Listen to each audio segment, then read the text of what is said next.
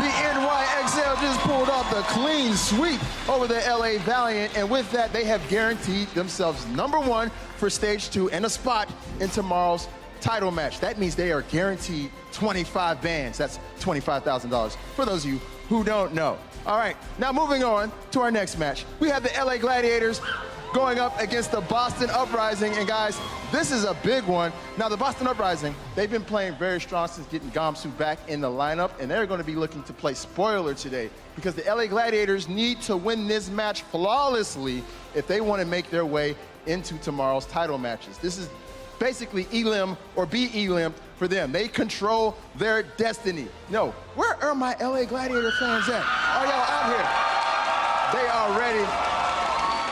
I'm ready. I hope you are ready at home. Turn it up because it is our final match of the week.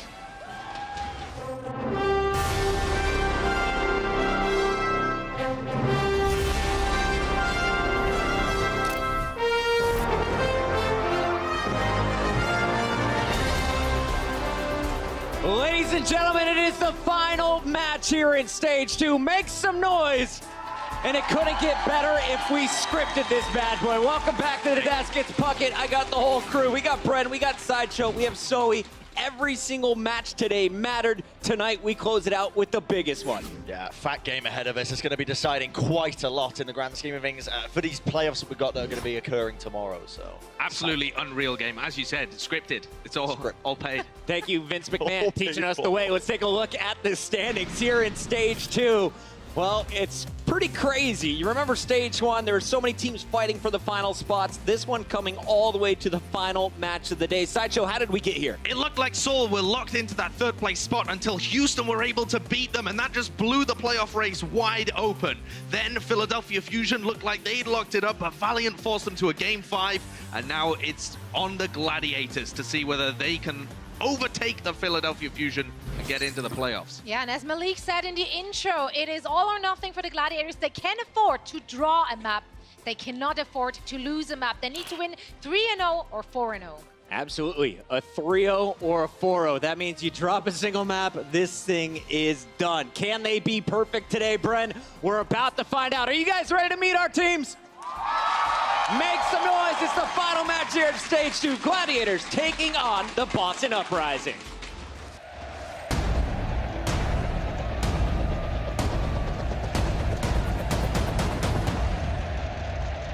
Gladiators getting the kills, winning the fight in style. A dominant performance so far from the Boston Uprising. Oh, but there's a double kill for Asher. Shaz is insane, by the way. Oh, sick play from Dreamcasper. No way. Yes, it's happening. Boston, one of the surprise squads from stage 1, comes into this match today with an 11-8 overall record. But the thing you gotta be nervous about, you look at their recent matches, they're coming off 4 out of their last 5 victories. This is a team looking to really spoil the efforts of the Gladiators. They are. They're coming prepared. I talked to their coach, Hawk, who said in order to win against the Gladiators, you have to do so much more than just shutting down Fisher, which has been the biggest issue for most teams which have been facing up against the Gladiators. Hawk said that there's obviously a deep roster, a lot of talent on the other side, but Boston got them figured out and they came prepared. Yeah, and Boston Uprising, when you look at this team, they have the ability to be able to win this match. Never mind play spoiler, never mind just take one game. They can win here against the LA Gladiators. And you know what? The way that we're starting this out on Volskaya, they are unbeaten so far on Volskaya. Gladiators are going to have to ruin that winning streak to be able to get into the playoffs. What a crazy situation. And I love it. These guys are having fun today. You see the DPS guys swarming Gamsu, their main tank. Look for that to happen in-game as well as out-of-game. Note, though, a guy you just saw on your screen a few moments ago, he's really stepped up his play in the Overwatch League, a vocal leader for this squad. Yeah, absolutely. I mean, they were chopping and changing a lot of that off-tank roles and you know, that sort of position in their team for quite some time, but it now seems a little bit more cemented in what they're running, and they are seeing a lot more success. As you said, Puckett, winning the last 4 out of 5 games they've played. And their last 2 went to a Game 5. Gladiators hope to finish this one in 4. We'll see if they can do it. Let's bring out our team from Los Angeles. It's the Gladiators. Just behind Boston on the overall standings, but in stage 2, this team caught fire. They've won 6 of their 9 They're trying to make it 7 of 10. They need to be perfect, though, if they're going to be competing for cash tomorrow. Yeah, it's actually a ridiculous situation. They were able to beat the London Spitfire earlier on in stage 2, the team that we just watched lock up the number 2 standings. If they're able to 4-0 or 3-0 right now, they'll have an opportunity to do that again. Yeah, across the board, this is a team with a ton of talent and a lot of variability in the strategies that they can actually run. That's the best thing about this Gladiator squad, is the fact that they've introduced Fisher. And I mean, people at 11 Surefour today, they have so much flexibility with Surefour being able to play multiple roles, along with Hydration as well, one of the most flexible DPS players in the league as it stands. Yeah, but even like players like Shaz, who has been flexing over to a Tracer role, according to him, he's only played her twice in scrims. This team has changed completely from what we saw in stage 1. They really became a force to be reckoned with. While all eyes are on this main stage right now, I want to point out something. The Philadelphia Fusion, they are watching this match. They're rooting against the Gladiators. The players just came out of their practice. They're sitting in the stands. They know how important this final battle is going to be today. Los Angeles, we got our players on the stage. Are you ready to kick this bad boy off? Final match of the stage 2 regular season, and to bring you the action, we got Summer and Hex on the mic. Let's hear it again, Gladiators fans, because, I mean, this is your team right now with the chance to go to the playoffs. You need to support them. I mean, I know I see some green in here, so it's not all Gladiators. There's definitely some Valiant. 2 teams here in Los Angeles, so okay, fair enough. But Hex, I mean, this is it. The last match. Super simple. Just don't lose a map. No big deal. Just don't lose a map to a scrappy Boston team. Easy. And it's some tough sledding, especially opening up. Boston undefeated on Volskaya. That's where we're going to kick it off here right away. And I think the Gladiators can do it. They seem loose as hell when they're just in here hanging out. Like, you turn to me like, they can't lose. And then Surefour's like, nope, can't lose. Like, headed towards the stage. It seems like they know what's on the line here. And then Boston just definitely wants to play spoiler. If you're a Philly fan, you have to root for Boston. And trust me, I know that doesn't feel good. But let's set aside the Flyers versus the Penguins for a second. And if you want Philly to get in there, you got Boston to take one single map, as I mentioned. Undefeated so far on Volskaya. Exactly right. So the onus is on the Gladiators to come up with something big. And the man you mentioned, Surefour, he has certainly stepped up recent times. Seems like he's finally hitting that comfort zone, getting on the Widow, hitting headshots, really doing his job as that main DPS carry. Yeah, but I mean, the carry for this team has been Fisher. Just what an inclusion to this team when they brought him over. The main tank play has gotten that much better. Fisher and Bishu working well together. Then, of course, you've got the dynamic support duo, Big Goose and Shaz, been playing together for a very long time. I think I first saw them play together in Finland almost a year ago when they were on Team Giganti. Linkser was on that squad, Fraggy on that squad. They put a lot of players into the Overwatch League. Now I wonder, when that team had to travel to events, did they make it a requirement? You know, like some artists, musicians, etc., they need their shrimps in the green room. Yeah, their rider. You know? It's like if you get a full finished roster, it's like we need the sauna and we need the vodka. Or the snaps, whichever one. Yeah, not real far to travel for the Finnish boys in that tournament, but the Gladiators roster across the lineup, very good, but you have to wonder about pressure in these kind of situations. What do you know about pressure? Can't lose a single map. You can draw one, but they can't have a 1 in that loss column map-wise. That's going to be it for them. We're going to kick it off on Volsk. Hex. Finns, they know everything about pressure. Yeah. I mean, they are like the Iron Curtain against Russia, blocking true. Russia off from Scandinavia. Those guys know about pressure. It's in the blood. What do you have, Russia? 2 million troops. What do you have, Finland? 3 guys in a snowmobile. We're good. Let's go. All right, Los Angeles Gladiators. They will be on the defense to kick things off already. Boston Uprising on the offense. Dreamcasper will be rocking that Widow, so he'll be looking for the angles. And as far as the rest of them are concerned, fairly standard fare. And standard on both sides. Surefour draws first blood. You have to imagine that's going to be a resurrection target. Asher does fall. Both of these Widows going nuts thus far. This is just a small preview of what we're going to see on Volskaya. It's been such a Widow-dominated first point. No, Gamster, man, he's already he is getting focused pretty hard. Out in the open, Bishu down to half HP as well. These tanks kind of split up a little bit, so they have to be wary. Fisher and Bishu. There's Bishu to the rescue, but it's too late. Fisher gets overwhelmed, Shaz as well. They just walk in there, and the moment they saw that Discord orb on the opposing tank, that's when the dive goes into full effect. You can sit there and poke at each other all day, but you Discord a tank, and he is fresh pickings for them. They dive right on it, and that's a very quick first point taken by Boston. Yeah, textbook stuff. So clean, and Dreamcasper Once he gets up into this position here on the replay, exactly, you're just going to find targets at will. Perfectly done. Dream Casper winning that duel handily. And the colored arrows are what you want to see. Those indicate a headshot. That means that Widow is on. Body shots are fine if you're me, but not if you're in the Overwatch League. You got to get these headshots, and nice connections there early from Casper. He's going to pop his ultimate. Striker's already putting some pressure on the rest of the team is off the point. Oh, wow, Discord on Gamsu as well. Oh, no pack for you. Yeah, no pack for you, and they managed to actually spot it out as well. Striker managed to get eyes on where that translocate would be set up for Surefour. Seems like a go-to strategy for Los Angeles Gladiators, at least Surefour getting on the Sombra. Dream Casper just barely darting back to safety there. Yeah, Surefour Sombra is going to make Striker's life miserable. Whenever there's a Sombra on the map, Tracer's life becomes that much more difficult. She often wants to hunt down these packs. I wonder if that right side pack is taken as well, because perhaps just switch your angle of approach if you're going to be offensive Tracer in this situation. Not quite connecting with the shots there. Unfortunately, we will have the hack coming through. That is going to be the EMP used by Surefour to start this fight. And yet, they need to find some kills here, Gladiators. You got to capitalize on it. No, putting the pressure on Shaz. Not letting him get too happy. Well, yeah, they're running a single support right now. Shaz is on the Genji, and that was because Surefour was on the Sombra, so they didn't need all of that healing there. But now it's just Bingus. He's the only one able to put out any sort of healing for the Gladiators. Alex brings Nako back to life.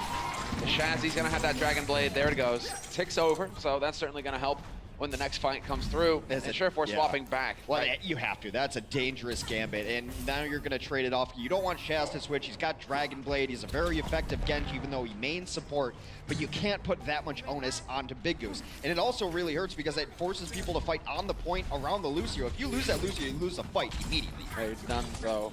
But they've got the sound barrier here for Gladiators, so now it's going to be about the poking and the prodding from Boston Uprising, trying to find weakness. And, well, Striker eliminating Asher is a fantastic start. There's the blade coming in from Shaz. He's hunting for targets. He will eventually decapitate Kelix and nearly takes out Dream Casper as well. But 2 quick kills coming in here for Boston Uprising, and they still have ults to work with on the Boston side of things. They're going to keep pressing this, even though they lost their Mercy early. They feel confident to be able to come in here with just the Zenyatta healing factor.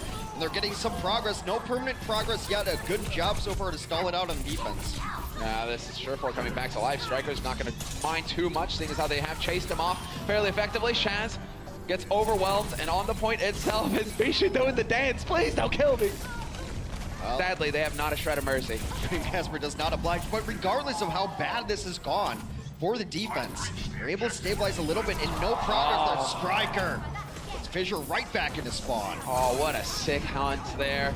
We will have the trance there to negate any kind of damage pouring in, trying to take advantage of this EMP. Excellent work there by Nako. Not getting silenced, and it's looking very good here so far for the Boston Uprising. They've nearly got it in the bag. It's just about finishing off the final kills. Fissure finally rises up, gets booped off. He gets blown up immediately, and Dream Casper is here to take shots at will. McCree is the best cleanup hero in the game. Tracer is a close second, but when you're in an uneven situation and no one's really going to bother you, you're just... Oh, the angle! Not enough, though, despite that beautiful self-destruct from Bishu. No one's on the point. 330 left in the bank. Boston was trying everything there. That interesting switch to have a solo support for a while, but Surefour back on the Sombra. Still not entirely sold on Sombra here. She used to be the best thing on Volskaya, but teams are playing around it a little more, and does not. I think you can get more value out of other heroes. That's Nako getting that trance off. If the EMP hits him and cancels out Nako as well, doesn't allow him to get the trance, then yeah, they win that fight hands down. But the fact that Nako got the trance off before the EMP, or he dodged the EMP and got the trance in there, it's like, okay, fair enough, you just threw your ult in, but we're still going to roll you because nobody's dying. There's a very specific time when it used to be you must run Sombra on Volskaya. You run it on first, you run it on second, you run it on offense, you run it on defense. And then enemy Zenyatta started to get real smart about it. There was just this switch over. I believe it was when actually Kareev was playing on the Immortals, who was the first to really pull this off with any consistency. The moment that you hear the Sombra, you just pop your trance, right? You just pop it and you get out of there, and the reaction time started to get as such that it wasn't an instant fight win anymore for Sombra, and now you've kind of seen it fall out of favor a little bit as she's just not the dynamite game-winning, team-fight-winning EMP that she used to be. Raucus is the one who just springs to mind for me. Yeah, also, yeah. Like lightning-fast reflexes, so hard to catch Raucus off guard. You can run Sombra. It seems like every single time he gets his trance off before the EMP. Attackers incoming in 30 seconds. But now, it is exactly as the voice says. Less than 30 seconds. She got it wrong. But it is going to be the Los Angeles Gladiators. Stupid disembodied voice. All right, you're supposed to understand. You're supposed to get it right. You're a computer, aren't you? No, not in this case. 10 seconds left now. What do we got? We got Sure4 looking on the Widow. Well, fairly Standard on both sides. Standard on both sides. Nothing fancy coming out from either of these teams. It's so interesting to me having been around Overwatch as long as I have. Oh, standard, it's a Widow Mercy. Yeah. You should never really see it, but it has become definite standard on Volskaya first. The Mercy's so important. You saw early on a couple of kills, and they didn't matter. Let's get rest up. Oh, well, now it's going to turn into that duel. Sure4 making his way over. Potentially towards the balcony. Could grapple across here if he feels like it. Just close that open distance as quickly as possible. Yep. And there we go. Nice headshot to start things off. Gamsu under pressure already. Kelix is going to have to get the heals going on that guy. Yeah, I mean, then it drives your Mercy out into a rough spot. Casper's left all alone. The peel does come back for him, though. Good job. This might be a DMAC, though. Yeah, there is the first DMAC. They're rolling through. Kelix down, Note down, Casper down. First point. Los Angeles Gladiators with ease. Super sick. And this is what you were waiting for. With Fisher leaping up there, forcing Dreamcasper to fall back into the open, you were waiting for Sure4 to just be up on the balcony. As soon as they come out of that room, boom, starts deleting them. It's just dominoes. You get that one shot, then Gamsu's in trouble. That means Kelix has to rotate out and go help him. That leaves your own Widow all alone. The pressure comes in, forces the Diva back. So it's just one little thing. That headshot onto a tank, people think it's inconsequential, but the motion that it sets going forward changes everything. All eyes now on Los Angeles Gladiators. Can they get this done nice and neat? In terms of ultimates, Big Goose is definitely in the lead. He'll have Valk very shortly, very soon. So that could make a big difference going into this following fight. Dreamcasper now on the Genji. He's going to be working his way up to that Dragon Blade pretty quickly. In fact, already up at 30%. That's a feel-good thing. Yeah, I think they're trying to bait the dive, to be honest, because Boston's a very aggressive team. They will dive on the defense on you. Big Goose actually just going to go in with the Valkyrie. Sure4 getting distracted, but they will come through and figure out Gamsu again. This is a big moment. And he doesn't even escape Dreamcasper. He's dead too.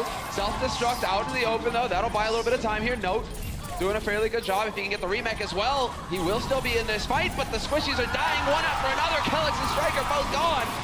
Fisher finds Nako as well. And progress is being made. Very close, picking up one tick locked for the Gladiators. The Deadeye here for Sure4 as well. That's a second tick. And while Dreamcasper, you're not long for this world. In fact, he's gone immediately. Well, they will be able to bring up Nako again. They need to start getting kills here, but Sure4 is a man on fire right now. No stopping him, almost no pressure on him. He's crushing everything. Gamsu gets one kill.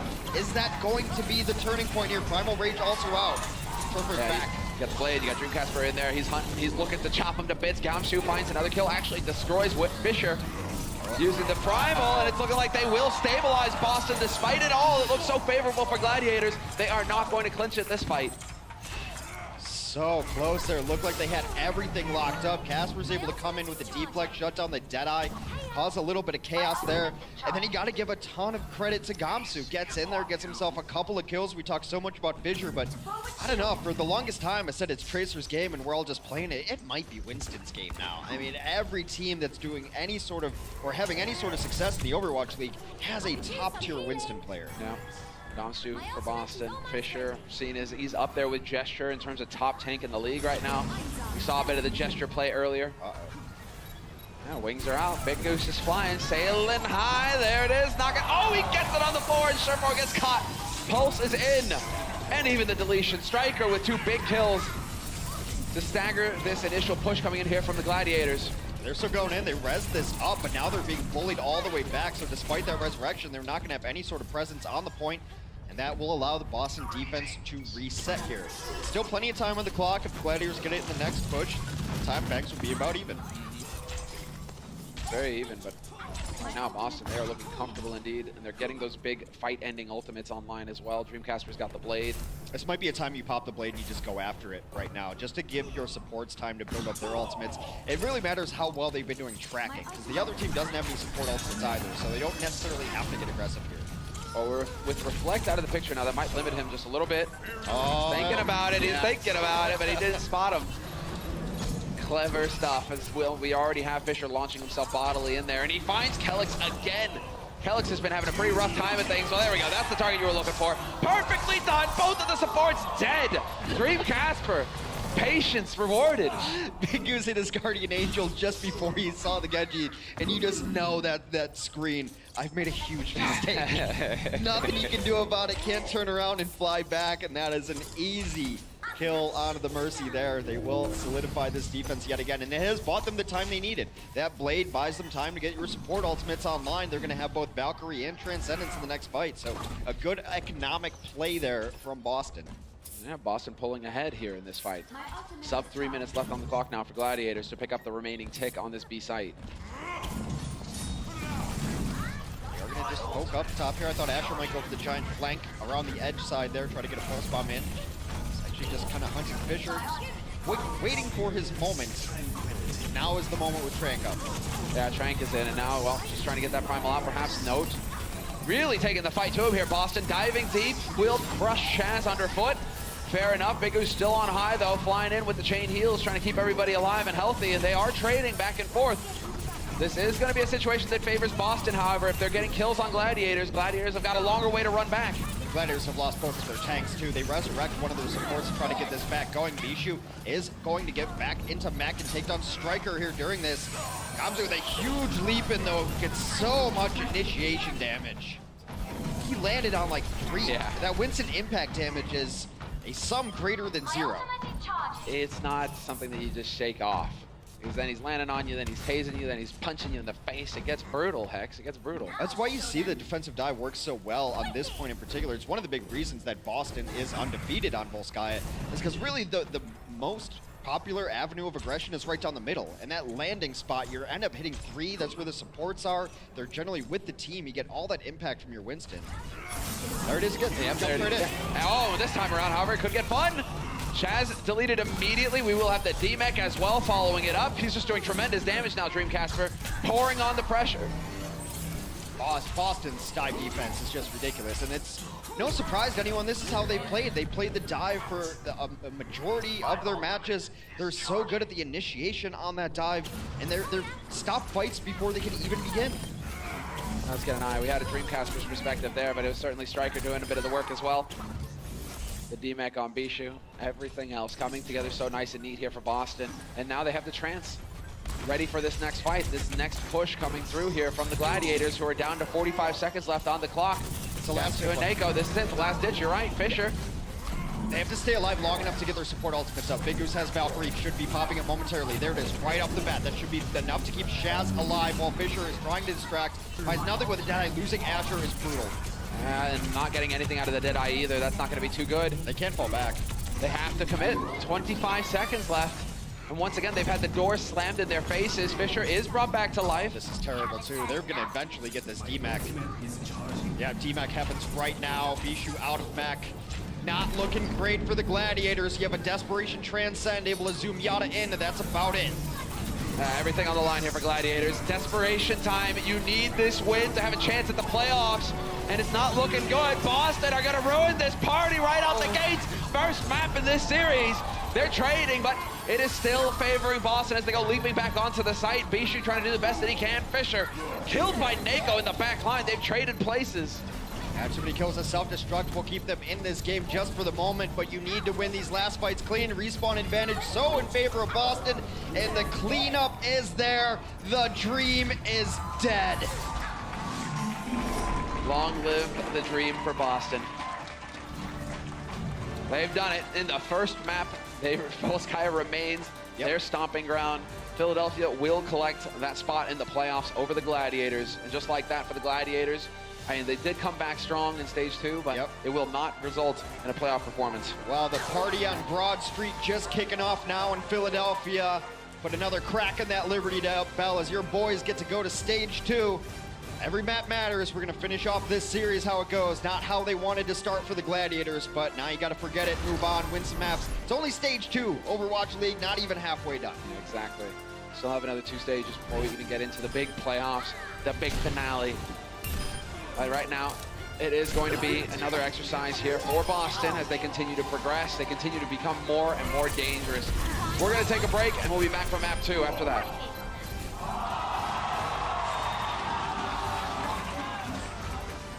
The Overwatch League is brought to you by Intel, the official computer processor of the Overwatch League. T-Mobile, America's best unlimited network. And by Omen by HP, the official PC and display of the Overwatch League.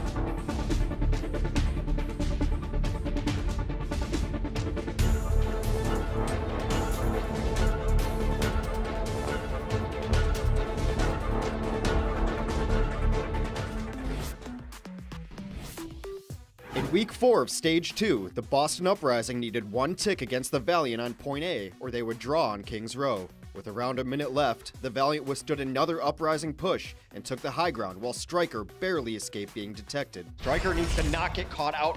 Ooh. That's when he saw an opportunity. They don't know where he is in the back line. The Uprising's Tracer waited for his team to reset and slowly crept up behind the Valiant. Striker surprised his opponents and stuck a pulse bomb, eliminating Agilities right when his team was diving. This is monsters right here, right in the hallway! Next, Dream Casper and Gamsu provided the cleanup on the supports and stopped any hope for a Valiant hold. Couldn't have gone better! What a play to close the map! Boston got their tick to take the map and eventually won the match in a tiebreaker. Boston Uprising in overtime on the last stage. That right there was the turning point where Striker and the Boston Uprising would turn a sour moment into something sweet. Presented by Sour Patch Kids Candy. I love it because Striker now, along with the rest of Boston, have turned a sweet moment for the LA Gladiators into something very sour indeed. I'm pretty sure if we were to look at the Gladiators right now, they'd all look like they just took a bite out of a lemon. Yeah, not great. I mean, like, I was hoping for a longer set. I didn't necessarily think that the Gladiators were going to be able to 4-0 Boston. Boston, they're a tough team. They're scrappy. Then I looked, I was like, oh no, we have Volskaya first. This one might actually be a little anti-hype there. Boston was so close to it too. They almost had that point, and then maybe they really felt they had it and maybe blew some ultimates there they shouldn't have. Maybe a little early BM, but we have to move forward. Set still not decided. only stage 2 playoffs are decided. Again, congratulations to Philly. Hydration will come in for sure as we move on to map number 2. For the Gladiators, we're going to be going to Lijiang Tower. It is going to be Lijiang. So, it's already looking, it's fitting that we actually got the piece on Striker there, because Striker just went ham on Volskaya. He's definitely not one of those tracers you can sleep on. You got to pay attention to him. You have to focus, or at least try to shut him down, because he just ran amok on Volskaya. Yeah, we talk so much about Winston's and tracers, and the big reason is because Dive is still very popular in Overwatch. And you look at the very top teams, the teams in the playoffs in London and New York, and to another extent, you got Philly. But it's the Winston and Tracer. Can they work together? I think overlooked in the entire league is the Winston and Tracer that the Boston Uprising have. I mean, Gamsu is just crushed on Volskaya there and allowed Striker to look as good as he did there. Winston's getting all the main damage, and then the cleanup comes from the Tracer. And sometimes it's the other way around. Sometimes Tracer hits a pulse bomb. It's like, I didn't quite get the tank. And Winston's like, hold on, hold my peanut butter. I got this. I mean, I think you get that pretty clear when watching Jester and Prophet. Those guys really seem to have that combo dialed in. But you also see it when Gamsu, for that period where Gamsu wasn't able to play, they took a nosedive, Boston, in terms of performance. They just weren't able to get that clean play going where they were able to play off of each other, work together. And then Gamsu comes back into the picture. Revived. Completely different team. Phoenix from the ashes. And all of a sudden, they're here wrecking hopes and dreams. Phoenix from the ashes, would you say uprising? No, you wouldn't, because you have a better sense of humor than me. Yeah, you did go there, man. I'll follow that stupid sword. That's fine. All right, well, we are in the night market now, and an interesting composition coming out from the Los Angeles Gladiators. Tank heavy here. We've got Asher and Fissure on a Roadhog and a Reinhardt. Got a Junkrat in the mix, a Moira. Gladiators trying on some new strats here. Yes, why not? Live matches are totally different from scrims. You have that to go off of, so might as well get some mileage in on a strat. See how it fares on the stage. Definitely a bit of a different beast as Vishu goes darting right back through the window. I like this view here from Dream Casper. It really shows you all the skill involved in Pharah. Well, Boston kind of blind picked a perfect counter into this, though. When people were talking about tanks are going to take over with Moira in the mix and everyone's going to be tanks, I was like, good, we'll see more Pharah. Pharah's really good against tanks. It's just that consistent heavy damage. Other people are in there to finish it off, but no one can really touch her. What's the answer to the Pharah right now? Not a whole lot. And well, she can constantly just try and knock you off. Hey, there you go. Telix. Yeah, buddy. That's it. Between the Pharah and the Lucio, the boop potential. Yeah, that's a lot of weight coming down. I feel bad for the pedestrians below. I mean, like, I could probably survive getting hit by a Genji falls off there. He's like 100 pounds soaking wet. You get hit by a Diva mech and a Reinhardt, you're not getting back up. That 2-ton mech, definitely. Striker's got the pulse coming online. We already have, well, the possibility of Dream Casper. He's trying to look for the angle here if he can get it just right. Could go for the barrage point blank.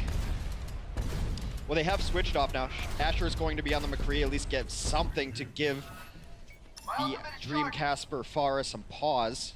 Speaking of pause, Striker lurking in the back, crouching down so they don't hear him. No British footsteps. Oh, perfect! What a sick stick! Oh, there's another one. There's another one for the sweet and sour. Yeah. Yeah, buddy. There you go.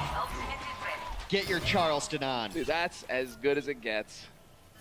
I mean, that's exactly what you expect. Everyone's rolling through, especially when they're in a tank-heavy composition. They're not going to be spread out at all. So you stick one of them, you're essentially just putting the whole team on check right there. They are sticking to this composition, kind of. Fissure has switched off. He's going to be on to... the tanks have changed. Hydration's going to use this tire. Mission failed. Or not. Yeah. And, well, we will get a kill here onto Asher. Dream Casper somehow survives the barrage. Definitely not something that happens too often. Up to 85% now here for Boston Uprising. And so Los Angeles Gladiators, they've got one good push left. And they have to get out here as quick as possible. But people are still rezzing. They still don't even have Fissure online. Yeah, Dream Casper might be going over to look for a back. He's going to take this fight at 34 HP. He's still chasing it. Get out of here, Hydration. How do you fly with stones that big? Dream Casper's still at 34 HP. Doesn't matter, he's fine. He's fine. Nothing gonna hit him, nothing gonna hurt him. Gamsu's over here taking the fight, going primal. Just batting him into the corner. Well, right now it is just going to be on Boston Uprising. Quite a few bodies still alive here for the Gladiators, although they've lost Shaz, and that's gonna be a bit of a problem. A lot of healing out the window, literally. And well, that pretty much spells doom and disaster here for Gladiators on the first point. 100% to 0. Take note. the Boston Uprising are here to play. Yeah, Boston knows, I think their focus has got to be a little more, I mean, where it needs to be than Gladiators. Gladiators are kind of getting over the stun of, oh, we're not in the playoffs now. And that hurts, and how do you rebound from that? Looks like they're just trying out new strategies, whereas Boston, they had no chance to get in the playoffs today. They're still looking long-term. They're like, hey, we want to win maps. We want to win sets. They still have, an uphill struggle to go. I believe they started the season really poorly, like 0-12 or something like that. It was pretty brutal. Yeah, it was really tough for them. So, look, these maps really do mean a lot for Boston. Stage playoffs are great. And look, no one's going to throw $100,000 out the window, right? You obviously want that. But the main prize is at the end of the season. We're only halfway through, and Boston still got their eyes on that prize. It's going to be the hundreds of thousands, perhaps the millions. Look at this. Bishu is just waiting very patiently. He wants to delete it. Dream Casper, is he going to go for the mine? Doesn't look like it. We will have Asher starting off strong, however. A kill on Nako is a feel-good thing, and Hydration finds Dream Casper as well. Boston Uprising rebuffed, having to give ground. Yeah, they've taken to the skies too, and Hydration is going to be playing the top gun, and immediate switch from Dream Casper. Once you lose the bar battle, you're not winning it again. You're not coming back onto the point with it. Well, never mind. Casper proves me wrong. So he switched to Widowmaker. Yeah, just to see if he could get the punish. Yeah, to see if he could get a really quick shot, because Hydration was out up front here. He is going to switch it back over, though, to try his luck at the dogfight. I mean, that was cool. I like that. A very quick move. Yeah, why not? Just check. If you can get the free pick, well then, hey, yeah, you're set up with a fair again. Otherwise, you can get it done the old-fashioned way. That is a Diva running right in. Hydration will get topped up again. One more rocket, come on. I mean, a lot of this feels like luck because Far v Far is just, a lot of it is luck, especially when you're that far away. That one looked really good as far as predictions go. He was doing that math in the sky, like doing the physics, calculations, hit that one, but you gotta hit 2 in a row. Yeah, and that's exactly it. Lightning, striking, same place, something like that, whatever. It is going to be the stick here from Asher. Not going to find anything with it. Gets canceled out, unfortunately for him, but Kelix is hanging in there as well, and it's just a carnage, a bloodbath on this point. Nothing but purple. I mean, it was a really nice transcend from Nako to keep them alive, but then Asher will take down the man who kept his entire team alive, and despite keeping his team alive, Boston was never able to flip that back over. Yeah, exactly. They continue to make progress here, the Gladiators, despite the Boston Uprising finding some kills. Fair enough. Hydration is here on the point. Thinking about it. He's looking for the angle, perhaps. He does have Barrage online, but he's dead. Gumps is just a monster right there. He's cleaning up the finishing kills there with the Primal Rage. Primal Rage just keep the point alive in your favor. They had a good percentage there, but then you just running into these low health targets, taking them out. We'll see what they have going for them. 68% already on the board for the Gladiators, and they're going to have ultimates online. Barrier in, Barrage is good. It's one way to live through a Barrage. Usually it's the Diva just sacrificing the mech, the paint job, going into body block. I mean, it's not really sacrifice. You just hit a button, you get a new one. It just drops in the sky. It's fair. It's like much like these guys respawn, right? Same thing. Yeah, kind of.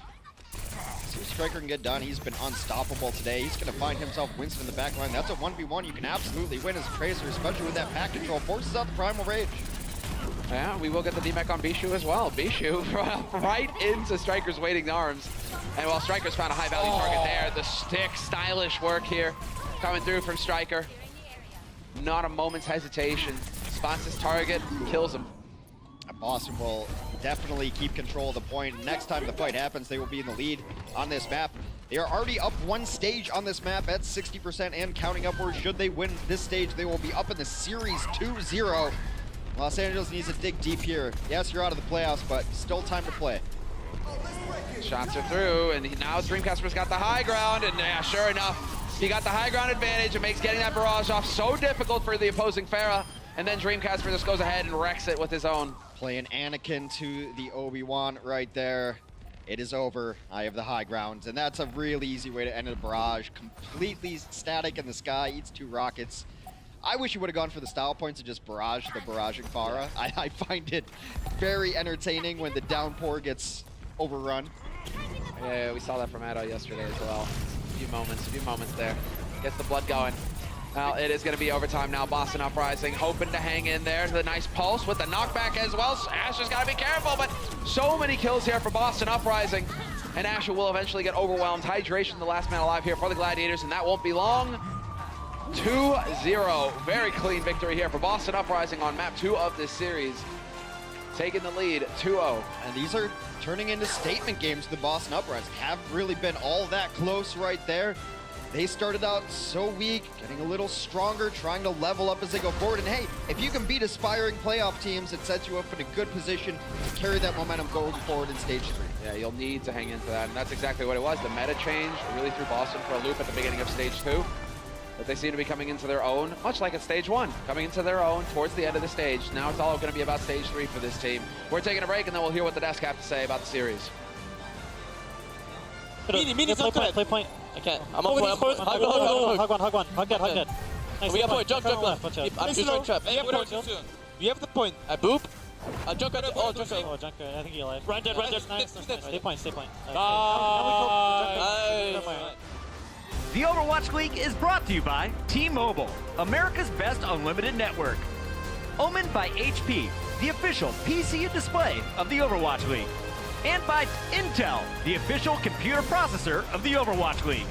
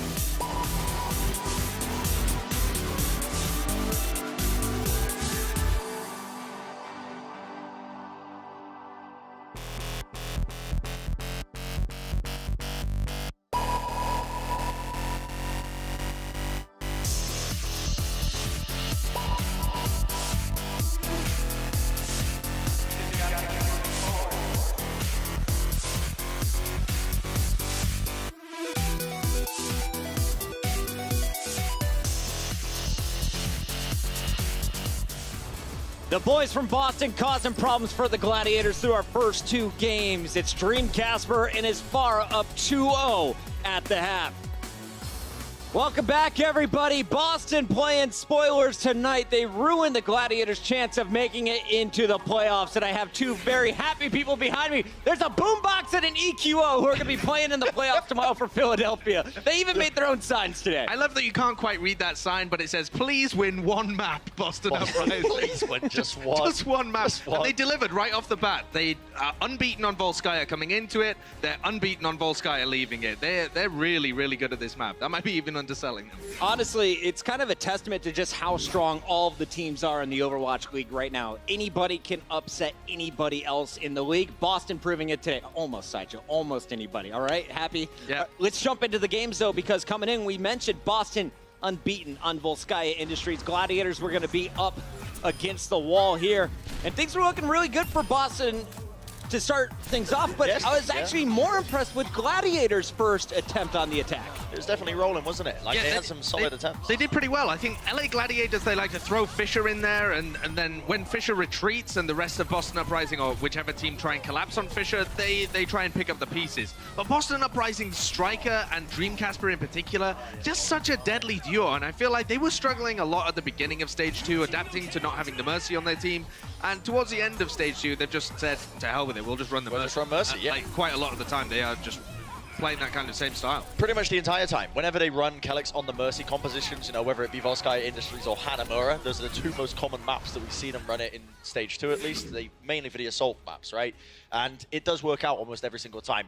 Again, you might have to put a lot of stock into the fact that they've got Dreamcasper, who's an unreal Widowmaker player. Like, the guy is actually sublime when it comes to hitting his shots and actually creating openings for his team. But it is the fact that Boston played a sort of slow, poke-orientated style, you know, and it definitely suits the Mercy meta a lot more suited when they're running the Mercy in the comps. You looked at Boston, they were able to capture both points around 3 minutes and 29 seconds. Gladiators looked like they were going to capture the second point with over 5 minutes left in the time bank. You had to think if it went to that extra time, well, now you have Gladiators with the edge. But instead, Boston pulled off a move that we've seen from a number of teams in the past, but this may be their most impressive defense. Sideshow, you can tell us straight up. Walk us through everything that happened. Oh, it was so crazy, right? LA Gladiators look like they've tied it up, or rather, yeah, they've captured both control points. So take a look at this telestrator here. So this is the situation, right? They have 5.5 minutes basically left on the clock. Way more. So 3 things I want to point your eye to. One is that both Dreamcasper and Gamsu have got their ultimates up. That's bad news for the LA Gladiators. 2 ults that they have to keep their eyes out for. The other thing is that Surefire is their target. Neko's put the Discord orb on, and they are going for this guy because Surefire is the only person on the LA Gladiators that can shut down both of these ults. So here you go. Gamsu dives in. They're going to be able to get onto him, and instantly they take down Surefire. At this point, they're just trying to make best use of the Primal Rage and the Dragon Blade. So LA Gladiators don't know who to look at. Should they try and take down Gamsu? He's got the Discord orb on him. Should they try and take down the Dragon Blade Genji? He's got both of the tanks trying to chase him, and they just got split up so badly there. And in a day where we've seen so many C9s where the defending team just hops off the point, Boston played it perfectly. When Gamsu jumps off, Dreamcasper jumps on. You saw the Zenyatta moving his way onto the point as well. Everyone making sure that the Gladiators could not get to 100% on B. And not only do they force them back, they push them all the way out of the base and then eventually hold them. Yeah, it was super impressive though. What a turning point. Partly because as well, they were so close to capping it. They've already got 2 ticks. They're about 95% of the way towards getting the cap. One mistake, one slip up coming out from Boston, if they just messed up a little bit of the ordering, then that would have been it. Gladiators would have capped it with about 5.5 minutes on the clock. Crazy amount of time. We're going to be seeing a completely different game here at the halftime. So that basically crushed your soul if you're the Gladiators. You know you're no longer in the running for that playoff spot tomorrow. But remember, every map matters here as we look at the 40 matches across the whole season per team. Game number 2, this is your chance to bounce back if you're the Gladiators. But we mentioned it in the entry of this show.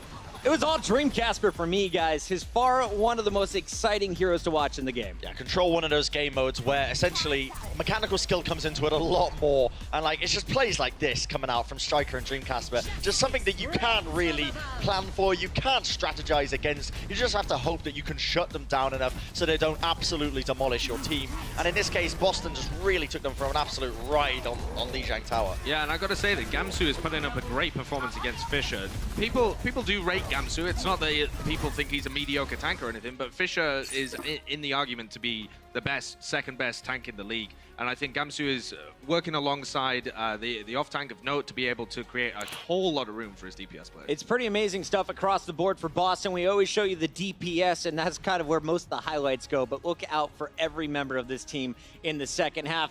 One note, though, before we wrap up this halftime, if you're a Pharah player, if you're around Platinum to low Diamond tonight and you're playing, please watch Dreamcasper's footage and learn how not to blow yourself up with the barrage. He survived almost all all of them so far today. Guys, we got Hollywood coming up in the second half. Can the Gladiators get back in this series, or is it all Boston from here on out? I mean, there's definitely potential there. I mean, you look at the sort of talent the Gladiators have got. Again, you've got Fisher, one of the best tanks in the league. You've got great DPS in the form of Surefour, Asher, and Hydration. You know, I don't see a reason why they can't. It's just whether or not they can get over that sort of mental block now that they realize they've lost those first 2 matches. Birthday prediction, what happens? Birthday prediction, I'm always going to be right, so I can go with either team here. I'm going to go with, it's going to be Boston. Okay. I'm going to go Boston. You're wearing the Gladiators purple. I thought you were going to pander the crowd there. Didn't happen. Coming into the last 2 maps, both of these teams have a 50% win record on both of them. So flip a coin. I mean, Bren there with his flip-floppy prediction is kind of right. We don't know who's going to win, but at the moment, Boston do look like the better team. 2 more games to go. That's all we have in store for you here, the final day of Stage 2 regular season. Make some noise, ladies and gentlemen. We'll be back. Game number 3, Hollywood, is coming up next. The Overwatch League is brought to you by Toyota. Let's go places.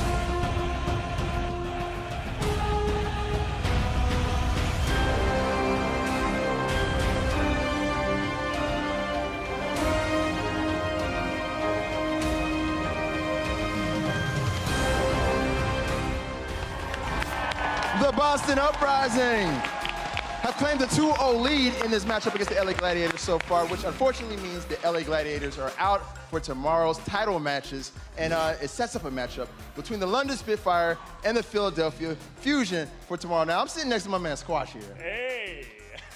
He is a London Spitfire super fan. I gotta know, man, how are you feeling about this matchup against the Philadelphia Fusion tomorrow? Yeah, you know, I'm feeling really good, and I bet everybody else is too. Let's hear it! You know, the last time the Spitfire faced off against the Philadelphia Fusion, there was no EQO. So, do you think that EQO being in the game tomorrow is going to make an impact? Oh, you already EQ know that we're going to take him out tomorrow and take the win home. I dig it. I dig it. Well, look, you know, that match is coming up tomorrow. It's going to be awesome, but we still have a lot more game to play between the Boston Uprising and LA Gladiators. And remember, guys, these guys are still in the overall playoff picture, so every map still counts. So let's go ahead and get back into the action and send it over to our casters, Simler and Hex. Thank you, Malik, and thank you, Squash. The man who just squashes those questions. EQ no. EQ no. Boo! Dude, he owned it, And I love it because Malik even managed to find the only Hanzo main in the building. Yeah. Right in front of him. It's great. Yeah, I also just like there was a sign out there that said, this is neat. That's my kind of sign, just neutral. Like, it's neat. Pretty neat stuff. Okay, Futurama. Let's get into it. I am neither for nor against this sub that is coming through. Sure4 will be subbing in for Asher. He's got some fans in the crowd, that's for sure. I have no strong feelings whatsoever. Sure4 back in, gives them the versatility, adding in, so it's not just their Tracer main. Sure4 can play a little bit of the Tracer, where it's Hollywood. You know, she's good on some of the points, but not her best of maps.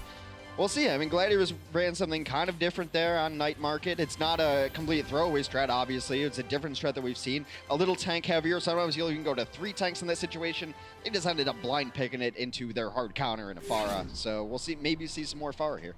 Maybe we have been seeing some Pharah here. I'm always just hoping when Hydration is on the field to see a bit of the fist. Yeah, a little Doomfist action. Bit of the Doomfist, the spiky fist in action. But it's not looking like that's going to be the case this time around, at least. Hydration seems to be going for the junk to begin with. Yeah, I believe Dreamcast we're going to run some fists too, so perhaps we can goad them into a gentleman's agreement where, yes, you know, Doomfist on both sides. And actually everyone else just stays out of it. Just fist meet in the middle, Doomfist versus Doomfist. What happens when they fist bump?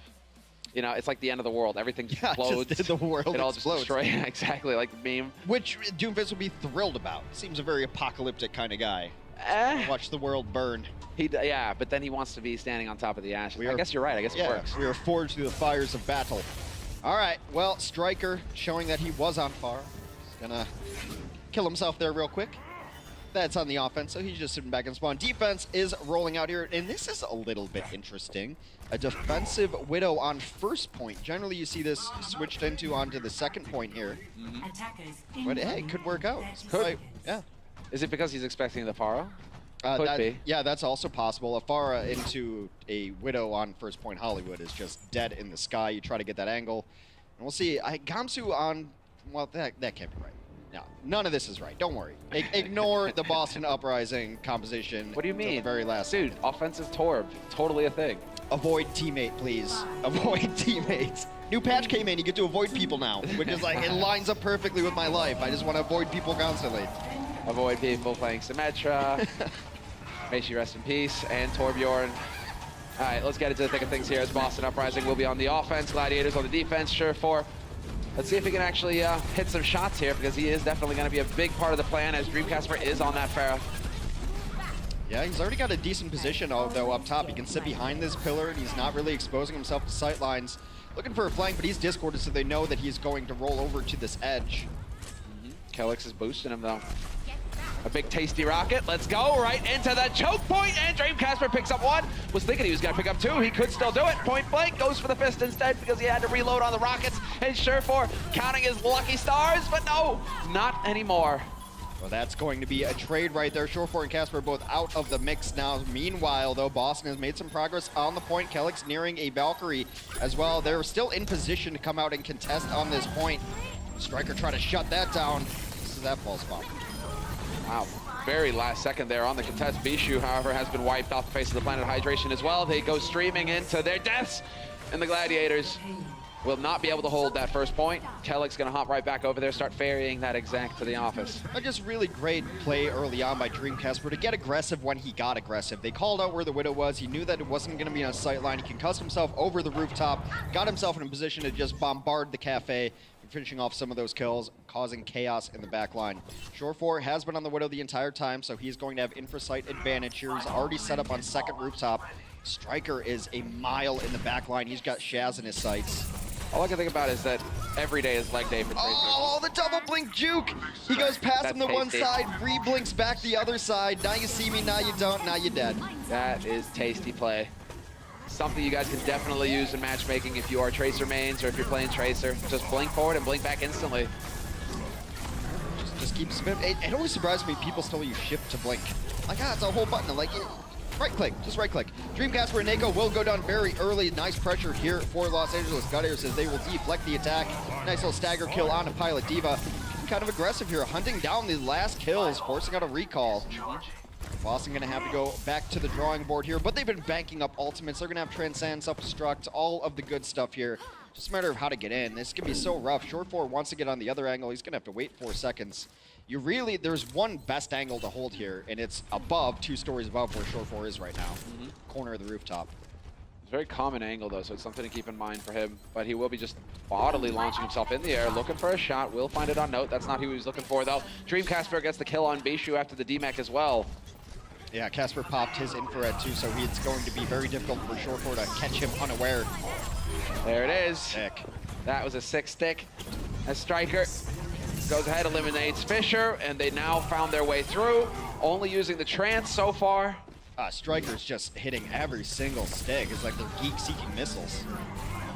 Dreamcasper also used his Infosight. He was looking for the wall hex, but I swear, look at this Striker, just like constantly, like Tracer is always either squatting or like walking forward, crouched over. Dude, her legs have got to be made from iron. Every day is leg day when you're Tracer. Exactly. We're seeing it all day long. It's not even like, it's not even time alteration. She's just really fast. That's what a blink is. It's getting full sprint. Oof. Yeah. Short 4's gonna take down Striker, try to finish it. Dreamcasper takes that second of distraction. Clean up that kill, trading back and forth now, but Casper still into this. Stay on the point. Casper got the Venom Mine kill, actually. Hydration posthumously going down. There we go. No chance for the contest. Payload makes it through. He was a little worried there as Boston. They were hunting kills. They didn't really have that body on the point, but note, he was aware. He knew what was up. He had his eye on the prize. Able to get back through. The self-destruct ended up taking down Big Goose, and that was all she wrote. Boston continues to push forward. Kelix will have Valkyrie up for the next fight, should they so need it. Big Goose also the same. The Widow battle will continue. Again, Short 4 waiting to be in position that he wants to be in before he uses that ultimate. There it is. Casper is switched off of the Widow, actually, onto this offensive push. Can go to a McCree instead. Can go to a McCree, and now, well, they got the wall hex going here for Short 4, and for the rest of the team, so they can spot him out in the open. Kelix is getting beaten to a bloody pulp, as was Nako as well. So now this is kind of par for the course as far as Gladiators are concerned. They're really good about taking this initial fight. Now, however, it's about how they handle what comes next. A super aggro dive there, fighting outside of the front door is not something that you always see, and it was a little bit dicey of a prospect early on because you're fighting where Short 4 can't help. Then they fought in the middle of the doorway. He's able to get some damage in as well. Hydration's got this blade ready. If you see him dash up or in, he might pop it. And that baits it out perfectly. No need. No, never mind. Yeah, they're going to transcend into this one. He's not getting the transcend on the other side. They had already won that fight before Short 4 could even, or Hydration rather, could get to thinking about using his blade. This is a very aggressive defensive hold. But now that you have to be worried about the swing back there right now, because if you all get caught out here, that's a lot of free push. Yeah, Gamsu's got the primal pretty soon. Dreamcasper will have Deadeye, and they still held, throughout all of that, Nako did not use his trance, so a very valuable support ult. Still ready to go here for Boston Uprising. Gladiators, though, thanks to that fight, Big Goose and Shaz, or at least Big Goose, is getting very close to his mouth. Nice reflect. Dreamcasper thinking about it. Dreamcasper deleted instantly by Gamsu. Yeah, Gamsu gets in there. There goes Fissure as well. Dreamcasper still holding on to this Deadeye. Might have himself a Winston again. The flashbang and the finish. And the shots rolling through here as Gamsu's just leaping for joy. He's just having a ball. Look at that. Hey, let's have some fun, guys. He's been such a dominant force this entire series for Boston. And it is night and day when he is on the roster and when he is not. And again, the entire time, Note is just staying on that payload. It made so much progress through. Dreamcasper now going to find his angle for the Deadeye. Gets a kill out of it. Fissure gone. And I believe Hydration just got nailed before he could even get the blade into action. And Note's out of it. Now it is all just trying to stay something alive. Misses that follow-up headshot onto Short 4. One of their last bets, but he doesn't need the flashbang. Moving targets are just fine as well. Boston will finish out on Hollywood. Excellent work from Boston.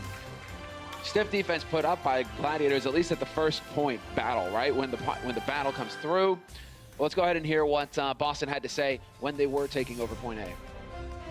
Don't go downstairs, watch it. Need to get the Matrix back. Zen behind boxes. Oh, they have Widow. Yeah. I play like Widow's behind boxes. Yeah, I'm behind the team. Diva's close already. Junk one. Diva's shifting out now. I'm going left. I'm ready. I'm setting for time. Widow's in cafe. I'm shifting. I'm behind. I'm ready to go. Oh, ready to go. Hold on. Junker left. Widow top left. No hook. Ready? 3, 2, 1, go. Ah, I love it. That's awesome. That's sick. Just waiting for everything, lining it up perfectly. Guys, take notes. That's how it's done. I just love when you say, oh, they have a Widow, then Hydration just instantly slinks away. drops down. Let's get the Jets cooled here. Let's go down a little bit lower. But calling out the valuable information there, right? All right, Widow's top left. Widow doesn't have a hook. Are we ready to go? Go. That's perfect. No wonder it looks so clean. At the highest level of Overwatch, we're always tracking ultimates, and even at lower levels, you're able to track ults, but the highest level, you're tracking all the cooldowns. Winston, no bubble. Tracer, no recall. Widow, no hook. Winston, no jump. All of those things mean a lot where you can get in, where you can initiate, and you don't want to get baited into a situation if someone's got mobility up. The big ones that you always look for are those mobility abilities, if you will. And once those are gone, then people become sitting ducks. Let's see. I don't know. I want to believe in this offense from Gladiators here. I really want to believe in it. I think they do want to try some new strategies. Hollywood is a map that you can run tank heavy on it. I think back to the old Ninjas and Pajamas team became Gigante. This was a map I always thought they did well on because they would just throw 4 tanks at you. And the slow and steady push through there, you can never defeat it. Let's see if Surefour is going to stick on this. Hanzo's good on Hollywood A. Can work. We have seen it. He's very good on hybrid maps on the opening point. You see him a lot on King's Row as well. You also see him on the opening of Hanamura. So definitely, you know, it's a little unorthodox, but not unheard of. Yeah, something that's also not unheard of, but it's not seen too often, is that defensive Pharah now coming out as well. For Boston Uprising, Dream Casper just farming up that barrage right now, connecting with these rockets. Yeah, Shore4 is going to switch off onto the McCree because they need something for the Pharah. Hanzo is terrible against Pharah. Very good at targets on the ground with Scatter Arrow, but very difficult to hit those long-distance airborne targets. Shore4 sneaking around, gets caught out. Gets caught out, but that's going to put Striker on notice. Striker definitely does not want to be running into Surefour. There we go. There's an opportunity to move through and start hitting some headshots. He's feeling it. Surefour looking for his high-priority target, which is his Dream Casper. Sure enough, all the kills here. Striker does manage to trade it and take hydration, but Gladiators have now got a golden opportunity here to start making some progress. Note even getting booped out, or bonked rather. Stagger kills there. This Mercy, you're dead. You just don't know it yet. Purgatory ended. Kelix will be ended as well. Switches from Boston. Dreamcasper's gone over to the Widow because it's second point of Hollywood. Shore4 will do the same. Very predictable composition switches coming in. See how long hydration actually stays on this Pharah. It can be decent if you can get an angle to get up to the Pharah, or up to the Widow rather, on the other side, but it's such a long haul to get over there. But this is good. You send your diva up in front of you. And then your Surefour goes ahead and kills their Dream Casper, and that all works out too. Now hydration gets to run around and fly around. They're bringing Casper back to life though, so now everyone's got to be on notice of that. Know that you have to stay out of sight lines yet again. See if Shore4 can find a cheeky angle here. He's just staying out of Widow angles. He's just helping out his team. Woo! Gamsu dropping so low. Striker with the stick on Surefour though. The drive-by doesn't even stop the tech. He knows he got it. They're going to bring Shore4 back into this for the moment. Still moving forward. The Widows have been brought back to life a couple different times here. Shaz goes down from Dream Casper yet again. It's a dive there. It's not been a good enough fight win for Boston at all. Nice transcend, going to keep everyone alive through that barrage. Hydration not going to be too happy about that one. Takes so long to get the kills. You can insta people, but it's got to be done quickly and at point-blank range. Fisher eventually hunts down Dream Casper, so that's pleasant for him. But now he's under a little bit of pressure here from Striker, although Striker is dropping fairly low. Gamsu's going to come back here to help out. And they do remove Fisher from the equation. Surefour takes down Striker, though. And Surefour, man, he has really been hitting shots on Striker all game long, it feels like. He's had a very good Widow game. Some of the first Widow we saw him play in Overwatch League was a little bit below par based on what we'd seen previously, but he's definitely stepped it up. You know, the more you play Widow, the more comfortable you are in these situations, when to ignore damage, when to keep going for shots. Ooh, just missed the opposing Widow. There he is! Sick shot. That's as good as it gets. Gamsu, not long for this world. He will get caught by hydration. Rocket and Surefour working together. Note gets demeched as well. This is shaping up perfectly here for the Los Angeles Gladiators. They're getting all the kills. these pros make it look so easy to hit a demeching diva. It's just such a small target. Yes, her path is predictable. She's still so small. You still have to be a precision, pixel-perfect shot. What is this, DM? Dreamcasper making it look easy to hit body shots as well on a Widow. They're getting a couple more kills. Boston is falling. They will bring Shaz back to life, who has been on an offensive Sombra actually for a little bit now. Actually used EMP during the last fight. They did not expect it. Los Angeles throwing in a Mystery Heroes mix. We got a Doomfist, we got a Sombra, we got a Widow. Why not? All the things. Oh, well, there you go, Surfport. I respect it. Lodestone. You know, maybe their playoff hopes for stage 2 are gone, but they are still showmen, and this has been entertaining. Oh, that was nice. That's just a beautiful shot right there. That's a bit easier. But still, all right, 2 kills that matter, 2 kills that make the difference, and Hydration is on the Doomfist, so I got my wish after all, Hex. It came true. Yeah, I mean, Widow is really fun to watch. Never mind. But yeah, Never mind, Hydration. We used to be friends. Now I'm best friends with Short4 again. Uh-oh. He knows you're there. He knows you're there. They're hunted right now. And Dreamcasper gets the lead itself. Fisher taking points. Striker, however, finding the back line and a gap to take advantage of here. Kelix will bring Dreamcasper back into the fight. Solid work there. Shaz will find Gamsu. They are still making progress, and Fisher decides to just throw himself in there bodily, but Nako not gonna have any of it. Throws the trans into the mix, keeping his teammates alive. I mean, the last 5 minutes have just felt like one long fight where the Gladiators are getting just a little bit better of it. Every single time the trades have simply been in their favor. The reinforcements keep coming in. They're gonna get a baby diva. Nice bubble there, keeps everyone alive. And they can continue to push through. Fisher even just throwing himself in. Why not? There is a McCree, so he's going to get hurt pretty quick with the Discord Orb as well. That's not pleasant. Eventually, Striker does best him. And they are going to have to give ground here now, Gladiators. Yeah. Respawn's just too good for Boston Uprising. Boston has stabilized here, but Los Angeles Gladiators, plenty of time left on the clock. 2.5 minutes to go. They do have a Blade ready to go as well. Gladiators get pushed back again. A nice late kill onto Shore4. See if he sticks on this Widow. It can be very decent as far as sightlines go on the offense, but really when the cart gets to like that last point, then you're able to set up like you are in a Gibraltar where no one can get back there and touch you. You hang out in the big boxes. Maybe that's what he's waiting for. The cart is close to that tipping point. Oh, well, now the game is up. Gamsu is thinking, hey, I'm going to get the drop on these guys. Hydration doesn't know I'm here. No. Oh, what? There it is. Complete and utter destruction. Hydration gets the dash kill. Going for Kelix as well. Kelix doesn't want to have anything to do with it. Oh, he wears off the last possible second. Kelix, you lucky dog. Well, it doesn't matter if you're in spawn because you're dead or you're in spawn because you can't get out. The result is the same, and they will walk it to the finish line there. Do another half of Hollywood. Gonna get it in there. 3-3 now. Minute 25 versus minute 46. It's about as even as could be. Yeah, pretty close. That small 21 seconds will not mean a whole lot in the grand scheme of things. No, both of these teams are very evenly matched right now, it seems. Offense, at least, they are moving right on through. And now is the question. Do you go for a big change, a big shift? Well, I would... Nothing that the Gladiators want to run would surprise me now. They ran into like just a reinforcement kind of composition, I suppose it was, on second when they started running a Doomfist and a Sombra. I mean, oftentimes you go to those heroes because they get back in the fight quicker. And the fight just kept going and going and going, so they just started getting more bodies in there a little bit faster. It's not like Doomfist or Sombra had a giant effect. You barely saw them in the kill feed, but it's another body on point. So they're always having these fights where it's 5v3, 5v4. It worked out. It's an interesting strategy, not necessarily the meta, but hey, might be time to redefine the meta. As long as Doomfist is the next meta, I'll be happy. Yeah, exactly. You and I, we see eye to eye on this one, Hex. He's so fun to watch. He punches people in the face. Launches them up, Shoryuken style. I mean, come on. Ah, it's beautiful. It's so funny because it's projectile players who generally play the Doomfist. It's like, oh yeah, I'm used to playing projectiles. In Doomfist, you are the yeah, exactly.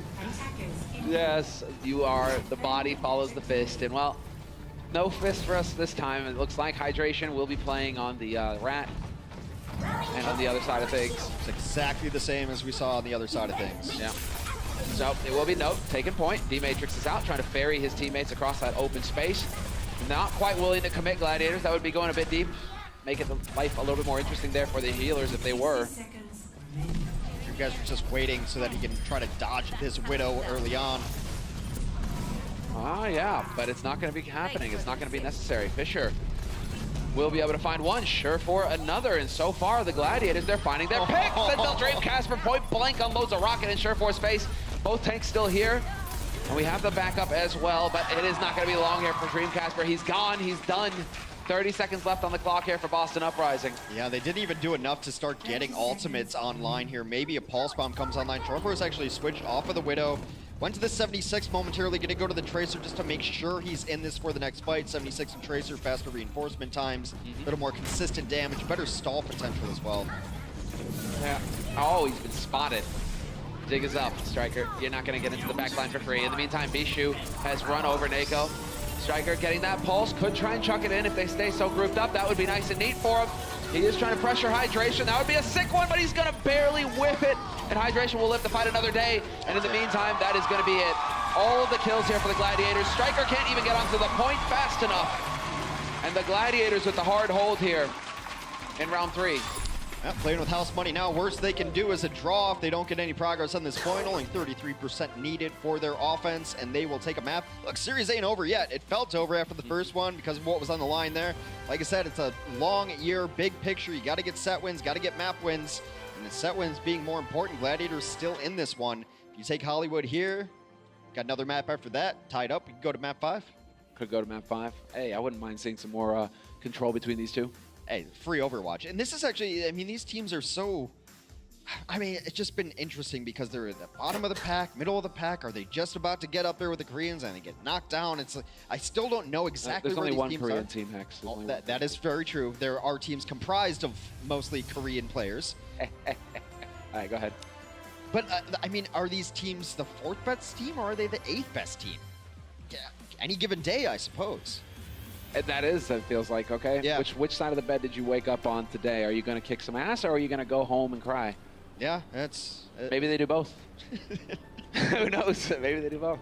It's been an emotionally turbulent day. Highs and lows, Hex. Highs and lows. All right, Gladiators, they're on the offense now. They've got a minute 46 to get some progress on this first point. Boston Uprising will be going for the Pharah yet again. Striker will be on his Tracer.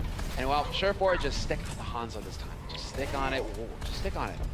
Yeah, no, I think he might this time because they should have a threat to at least occupy Dreamcasper in the sky so that Surefour is not going to be a free and easy kill. But he does go back to spawn the moment that he sees her so far. He's going to go over to the McCree instead. No fun. Yeah, that is the versatility that he offers. They do need some sort of consistent answer to the sky. And now they're actually in the better side of this because they have a McCree and a Pharah of their own. There's really no great answer from Boston to this Pharah aside from their own Pharah. Yeah, exactly right. You can see Hydration now getting into the money spot back here. Going to be able to just chuck rockets into the coffee shop. Glasses everywhere. Look at that. They have to walk through the doors straight into rockets. That's exactly what he wants. And they trade 1 for 1. Big Goose and Kellex both gone. But a big deal here is that Shaz is dead as well. That's not going to help things here for the Gladiators. There we go. The flash, the fan. Surefour doing the work. 2 kills for him.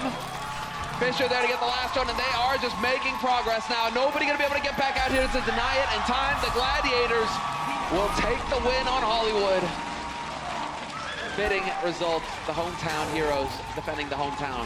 If free-for-all has taught me anything, it's that flash and fan is a viable strategy for victory. Surefour demacking redeems himself with a couple beautiful headshots. That is what this man brings to the team. The outright versatility to start running a Hanzo, a Widow, McCree, anything that you need, Surefour can bring you. And the Gladiators have gotten over the disappointment of not making the Stage 2 playoffs. They want to win this set. They want to win it for the fans out there.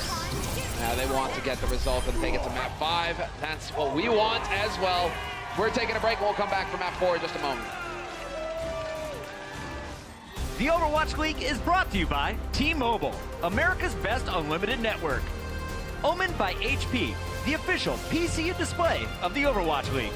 And by Intel, the official computer processor of the Overwatch League.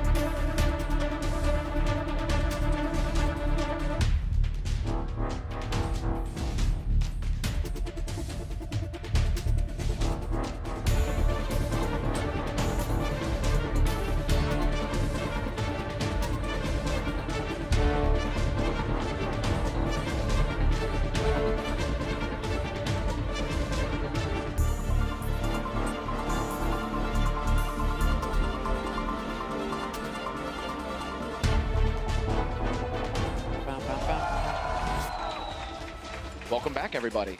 So, let's get into the thick of things here because we've just had the break. Gladiators have actually shown us that they are capable of getting W's versus the Boston Uprising. So now it's a matter of whether they can lock it down here on map 4 and get us onto Ilios for a tiebreaker. As we go to Route 66 here, could favor the Gladiators a little bit. They've been known to run a little bit of Sombra. Didn't work out all that well on Volskaya, but Shore 4 could bust out. Very good Sombra first point here. The Gladiators definitely still in this, and I think like they woke up a little bit. The audience is definitely behind them. This is some hometown bias for sure.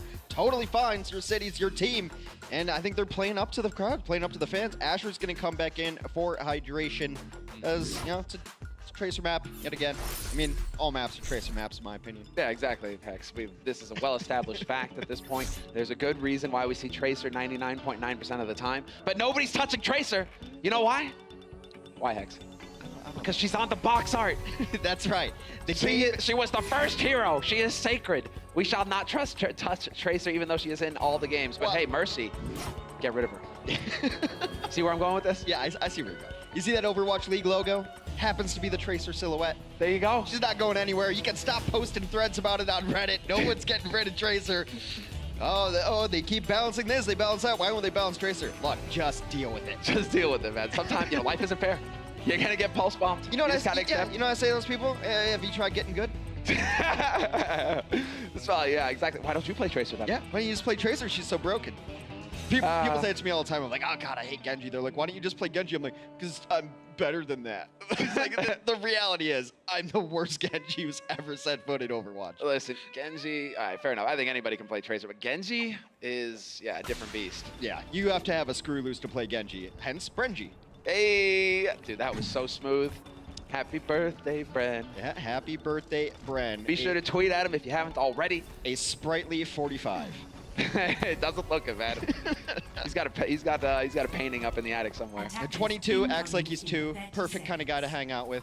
All right, we are here loaded in on Route 66. What do we got for the defense? It does seem like no Sombra on the field. Shore 4 feeling it on the Widow, and why not? It's played the Widow very well. Nothing out of the ordinary from that squad so far. I would love Boston to run a Bastion. Bastion is a legitimate strategy. You know who you could ask about that? Shore 4. The inventor of the Protect the President strategy. Put a Bastion on the cart. 2 Reinhardts, 2 Mercies. That's not capable anymore. But it has been played on Route 66 in the past. Offensively, Boston going to come out with their own Widow. Pretty standard compositions on both sides. No, not really breaking the mold here. They're going to be sticking to their strengths, sticking to what has worked in the past. And so you've got Gopsu doing the dance. Hot feet, floor's lava. He's just kind of moving. He can't, you know, put his feet down too much. You know, scientists did an actual paper that if you tried to play the floor's lava, you would die from the ambient heat of the lava anyway. Yeah. Exactly. Yeah. Has science gone too far? Science has gone too far. How did they figure that out? Hex, tell me. Some lab rat somewhere had to get cooked. All right, a couple kills early on here. Dreamcasper going to get in the position that he wants up top. Going to deny entry bottom left as his Diva's holding the spot down that he wants to rotate to eventually. And they will find a different point of entry. Gladiators rotating around. Not a moment wasted. Very quick. Surefour's going to take a bullet to the face. Gets very low. He's got to get out of this fight. He's probably has to rotate all the way back around. Yeah, Big Goose is looking for the heal on him for a second there, but Surefour decides, you know what? I don't need your heals. I'm going to get into the fight anyway. And Asher's taking advantage of that. Gets in there for the kill on Casper. Absolutely deleted, able to one-clip that. Surefour is back into this. Chaz brought back to life as well. Striker's still looking for a little bit more. The Gladiators have maybe done enough here. Does seem that way. Oh! Yeah, you are. There is no escape. There is no escape. You go home on your shield, or not at all. Get out, Gamsu. Don't die with a clean sword. Oh, man, that's the thing, man. No scars on that man's back. Surefour doesn't run. All right, Dreamcasper about to pop Infra Sight here. Surefour will have his own up. Yeah, it's actually one of the interesting counters here. If the other Widow has Infra Sight up, you can try to wait it out, or you can pop your own, and they both just pop at the same time. Striker's just dancing right now. He's waiting for the opportunity. He knows where his team is. It's so helpful to a Tracer for infrared sight. It's really an underrated ultimate ability, in my opinion. What? Underrated. Infrared is underrated? Are you kidding me? It's literally wall hacked. I know. Endorsed by the developers. Put into the game willingly for the first time. I think that people who are not playing Widow don't appreciate it often enough when you pop that sight. That's all I'm saying. Yeah, no, it is huge being able to track everybody. And your entire team, no less. When is the last time someone's like, oh, huge infrasight, bro, thanks? No one's ever said that, ever. Meanwhile, Boston has gotten kill after kill on the point. Vishu was demeched last and killed. They will continue to push on the offense. Dream Casper getting very aggressive here. He wants to deny this position from the opposing Widow. If you can start getting a couple kills, they can almost never come out and fight on this point. Winston's got him in his sights. Oh, man. Missed that shot. It's all right, Dream Casper. You'll hit a shot eventually. Don't worry. Nobody's watching. No pressure, bro. He's just saving it for here. There we go. But he gets the body shot, and that's not going to cut it. And now there's the follow-through. I love it. Good communication there from Gladiators to try and capitalize on that, but Dream Casper will survive, at least for now. Dream Casper ended up getting Kellex killed. Kellex had to go up there and heal him, and Shaz was waiting, got Kellex. As he tried to pocket Dream Casper, Casper's not out of trouble yet. I want to get off Casper's wild ride, and he goes down. However, 2 support kills from Boston. All right, fair enough, Gamsu. At least you died going towards him that time. So we will show respect, but jeez. This is just a bloodbath. It's continuing to just be these long, drawn-out fights. Well, Cart continues to push. I suppose that's all that matters for Boston going forward here. They got a couple of support kills there, which means that Los Angeles couldn't fully reinitiate onto them and get that clean team kill that would have stopped the progress and allowed them to set up defensively. So now after all that, they're still in the same position, yet the Cart continues to move. Exactly. She literally just said, nobody escapes my vision, my eyesight. Man, you're kind of French. You should know this. Where's the confidence? It's like my sight. Let's say it that way. It's my sight. Oh, yeah, my sight. There we go. So, you know, you're just not going to get out of it. Widowmaker, she'll hunt you down forever and ever. And, well, Bishu's going to go ahead and throw a bomb into the play, but that's not going to really do too much for him, apart from getting a brand new, shiny mech. Not for long either, though. Gamsu just continues to hit people with his glasses in hand. Bishu out of this fight, and now he's just going to lock down the door while the team continues to push behind him. They put 3 on the card to try to sneak this to the end before the defense can come out. Gamsu still holding the doorway. They got to get out here. Asher's out there, but dies immediately. Oh, I like that bird's eye view from Gamsu. Getting some real hops going, but now they are still going to be able to take this fight because of the Transcendence. Big nearly goes down trying to get that res off, but he does manage it in the end. Fisher back into the mix, although he is dropping dangerously low now that the fight is starting to turn Boston's way. Kellex has got the wings out, and he's just damage boosting and chain healing. Striker just gets himself a casual 3 kills there, including a double pulse bomb onto both supports. That's a quick way to end a fight. Boston continues to push here. Hopefully this is the pulse bomb. It is. Yeah, look at this, right in the middle of it, right in the thick of things. Exactly where he wants. Boom. I can't remember the last time Striker's really missed a pulse bomb. They've all been sticking to his targets. He is just on fire today with that pulse bomb. And he's one of the tracers that as soon as he gets it, he's looking to chuck it. He is not patient on it. He knows how much damage he does to tanks. He's always got pulse bomb ready, 25% again. But he's a guy that just lets it rip. Yeah, minute average on the pulse bombs right now. Yeah, it's pretty quick. It's pretty quick. But Gladiators are not done yet. They're going to go ahead, put the fight back in. Asher gets a stick of his own. That's a D-Mech on note. So the big beefy target out of the fight. Dream Casper dangerously low. Not going to be able to make it out alive. That's defense stabilizing. 2 minutes left on the clock. It's just so strange to me that Gladiators don't play like that all the time. They're really good when they're aggressive. It's always been their hallmark. Be aggressive on your defense especially. It's when they sit there passive and they get jumped on that they seem to struggle. If they choose when to fight, they generally win those fights. You saw it on Hollywood as well.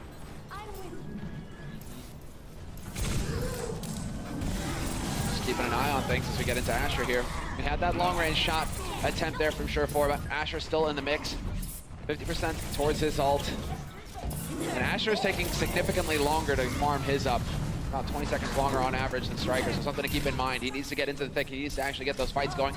Surefour spots a juicy target. Striker blinks across, goes for the recall, and is able to get out of dodge. Striker's able to D-Mech the Diva there. Gamsu's going to be able to jump in now, try to dislodge that Widow from her perch. And now even a little bit more progress. And what Boston has done so well is even fights that they don't necessarily win, they're getting a lot of area control and pushing the cart behind it. They've earned every inch. Nicely done there. Dream Casper locks down Surefour. No heroics from him. Asher has got the pulse up and running with the trance wearing off. He could go for a big target here, but Dream Casper is getting worked on in the meantime with the Deadeye. Big Goose is out of it. The healing snuffed, and it's all spinning out of control here for the Gladiators. Shaz trying to put up a fight, trying to keep his team in it. I mean, Kellex was going for a resurrection, which he might not have needed, and it took a lot of the healing focus off the rest of his team. I hope that it does not come back to haunt them. Here comes a stall out May. Big Goose on the point. Gladiators not over yet. They need to get a couple kills, though. Oh, there it is. Striker yet again with the stick. Z-Mech onto Bishu, but it's starting to get thinned out, although as I say that, Casper has made his slow way back in through, and they will be able to push this home for victory. Boston Uprising, 3 points, doing what they needed to do, and they still had time left on the clock as well. Striker's just been an absolute monster. We'll see how they set up their push on point A here. Bottom lane, back 9. I can jump whenever. They're giving it. We can push. They'll come out at the same time. I'm watching Widow for top right. Yeah, you watch that, we'll watch tanks. I'll contest Widow. You guys can focus tank. Main tank core. Yeah, they're coming point. Monkey needs core. Widow top right half. Monkey on point. Monkey jump. Monkey roll. Everything being communicated there in terms of who's watching what. Yeah. Everything is clear. That's what's important is when things slow down, you have to make sure that everybody is on the same page. You don't want to, too many people watching one door and then, your opponents are sneaking out the other. I do like to hear that. Yeah, it's really smart, too, to have the Widow to watch top right, because if the enemy Widow comes in, that's going to be the angle she wants to take up there so that she has cleaner shots. So you shut down that door with your Widow, or at least let everyone know what's happening. Then they wanted to get a lot of push on the card. I really love the comms and just like the setups and post fights. What do we do now? It's a lot more strategical than just monkey, monkey, monkey. Exactly right. We all can shout monkey pretty loud and fast, but we're not really learning too much from that. Glad that we are getting a bit of the setup. Yeah, that's step one to being a pro. How fast and quickly and clearly can you yell monkey? What is your monkey APM? How many monkeys per minute are you getting out? Yeah, I mean, the MPM is really, really important qualifier to be in Overwatch League. I was just thinking Wolf of Wall Street at that point. You got to pump those numbers up. You're not enough monkeys. You got to get more monkeys going, man.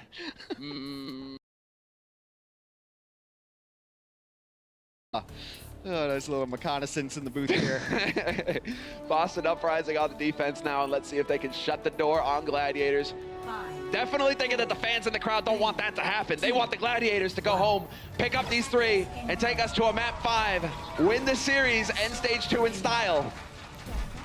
Standard compositions coming out from both sides here. I mean, I just want to watch Striker forever. He's played so well today for this Boston team.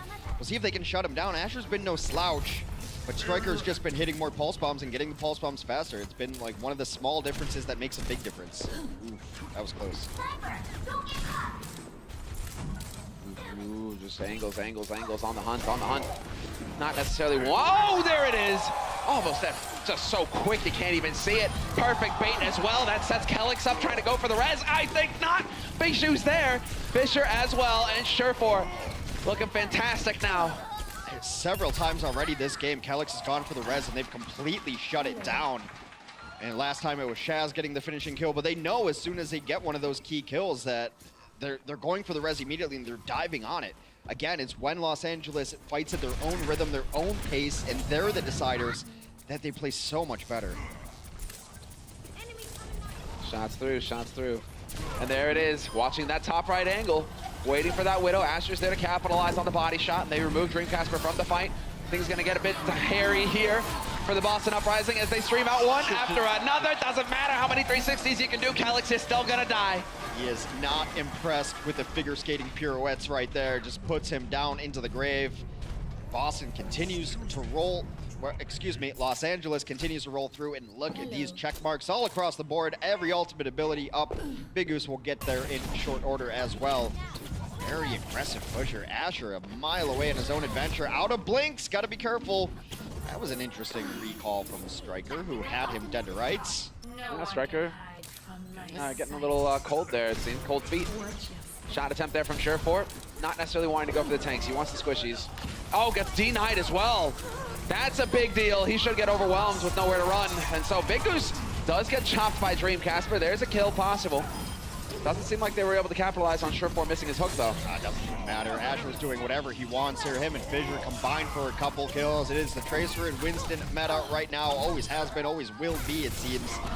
Asher just mopping the floor. Has not died in quite a while. They continue to roll through. Had to use a few ultimates there, Transcend, but they're going to have Valkyrie up for the next fight. They're going to have self-destruct, so they've been piecing them out. Oh, that they have. Taking their time with it. This is what you need to see from a dominant team or a team that wishes to be at the top. It's effective ult management, knowing just what you have to throw into a fight in order to clinch it, so you have more to use later on here. As Big Goose decides the wings are out, they are going for the Hail Mary here. Boston Uprising hoping to win this fight outright. Not going to happen though. Fisher getting beaten up on, but he still takes Nako. Nako found himself out in no man's land right now, and all Shore4 can do is hear the footsteps, try to grapple away. I mean, he's wasting all this primal rage. They're just after Shore4, and I don't think they're even going to get him. No, because now Shore4, he survives. He'll get topped up. Body shot, sure enough. Gamsu dead. And Boston Uprising right now, kind of scratching their heads, wondering what do we have to do to win a fight here? How do we kill this Widow? I mean, you said more than a primal raging Winston after him when he's got 2 people in his pocket. I was surprised that he kept after it the way he did. Right now, Discord on to Dreamcasper. He's cleaned up as well. Asher from the ground actually getting that kill. Los Angeles rolls through on his second with 4.5 minutes left. Yeah, fantastic performance so far from the Gladiators. Boston Uprising doing their damnedest to try and halt it, but 4 minutes is a whole lot of time to work here, getting it to .3. So we will have Shore4 already with the aggressive positioning, just looking to catch somebody out. Not quite going to find it, though. Does get some information that he can relate back to his team, however, so that's important. Well, there's a sight line right there that shows you all the way into enemy spawn, so you can almost get free kills often and not. Nako feels like he's all alone a couple of different times there. His team will peel back for him there. Gamsu will be the first to fall in this fight, thanks to Bishu. Thanks to Bishu. Thanks to Bishu. All eyes on Asher now. Yep, there it is. Guaranteed. Goes for the D-mech. And note, no longer going to have the shiny mech to stomp on people with. It's definitely falling apart here. Asher long range, doesn't matter. Hit the headshot on Striker anyway. Gets that kill. Dreamcasper now, the one to worry about. Who's going to be next? It's not going to be me. Asher's not dying at all. He's got pack control in that small room against the Genji too. Winston's going to jump in, but seems like the jump ins have not been as well coordinated. Casper's going to try to find something in this fight. Still looking for targets though. I mean, Asher, man, where did he go? He just disappeared. In full sight, Dreamcasper lost complete track of him. Dreamcasper now trying to get in there to capitalize. They do get Shore4, trading back and forth now between both of these teams. And now it's a matter of getting on this payload to continue to push it forward here. Gladiators now finally setting up shop. Bishu's gonna get pocketed here. He's got so much healing, but eventually they will shoot through it all. Striker was the guy trying to bring this back for him. Self-destruct out. Oh, perfect. Finds him, but somehow Note gets 2 kills. Monster self-destruct. That can end it here for the Gladiators. It was looking to be picking up for them. Instead, they get obliterated. They have to go back. Note gladly gives his life in pilot form for that self-destruct. Somehow finds 2. It's just a matter when you're running only this kind of tank formation. If you don't have bubble up, people are going to die. People are going to die to self-destruct when that happens. Catches 2 out. That's this huge stabilization that Boston needs. With over 2 minutes left, the Gladiators have time to switch heroes if they'd like to and get ultimates. This used to be a good Zarya point. Haven't seen that in a bit. Not really the Los Angeles style. Shore4 can run it if needed. He's on the McCree instead, though. He's on the McCree. Fisher. And Shore4 high ground at least. Perfect position for him to be in, where he just gets to kind of rain in these shots from above. Fisher does find Nako, and there we go. Shore4 going to capitalize on Gamsu being low HP. No, going to get D-mexed yet again. No heroics from him this time. Ejected back into spawn, and he's even just going to have to reset so he can get in mech again. Despite the fact that he was 77% towards self-destruct, Note not going to be too happy about that, but he needs to get back out into the fight. He needs to have the HP to work with. And everyone just died there. Asher drops in that pulse bomb, but he does not like the defense matrix. Going to try to leave it as a parting gift. Not going to find there. Take a big chunk of Gamsu's life. And a perfect recall as well. There we go. Shore4 with the big angle. They're going to be crouching out in the open. Guess not. Kelix, you're dead. Get out. Just a little bit too late there as well with the reflect, and it's not going to be good enough. They will be able to pull through here. Los Angeles Gladiators with 2 minutes left on the clock. Collect all 3 points. Yeah, I didn't see who did it, but Kelix was trying to hide behind the card. Someone pushed him out. He tried to get back in there and got dead-eyed instead.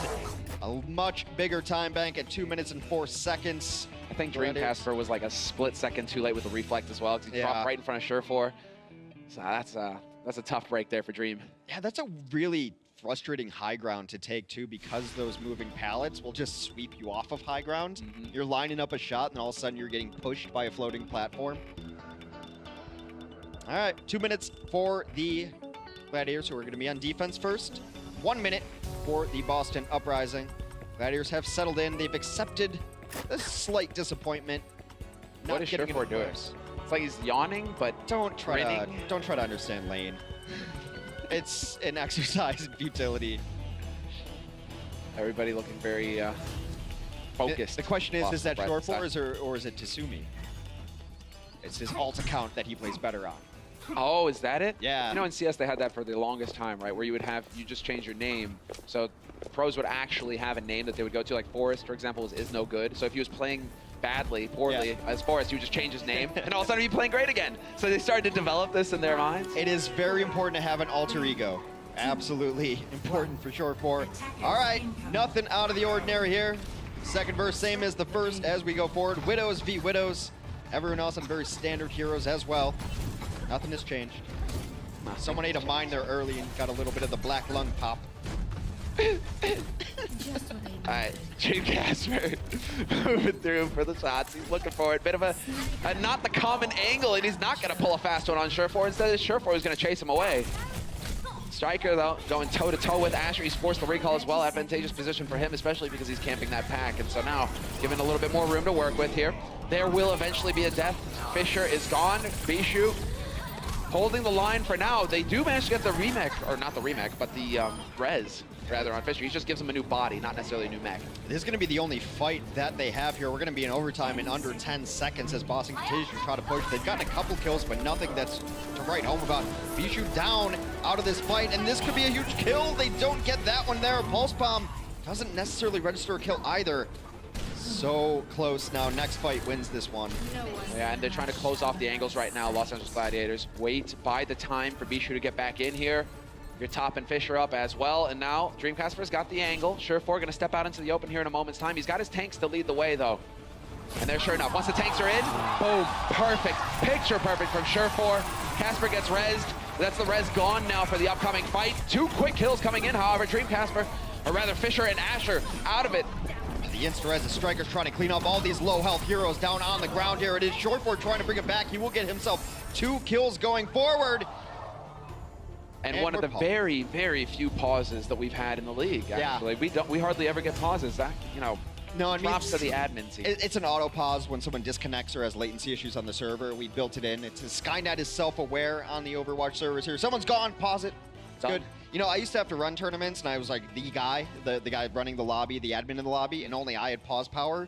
And man, like I had all these arbitrary rules of like, I can't pause in the middle of a fight. If I pause it here, then I'm giving one team the advantage. I'm giving the other team the advantage. It was really, really stressful.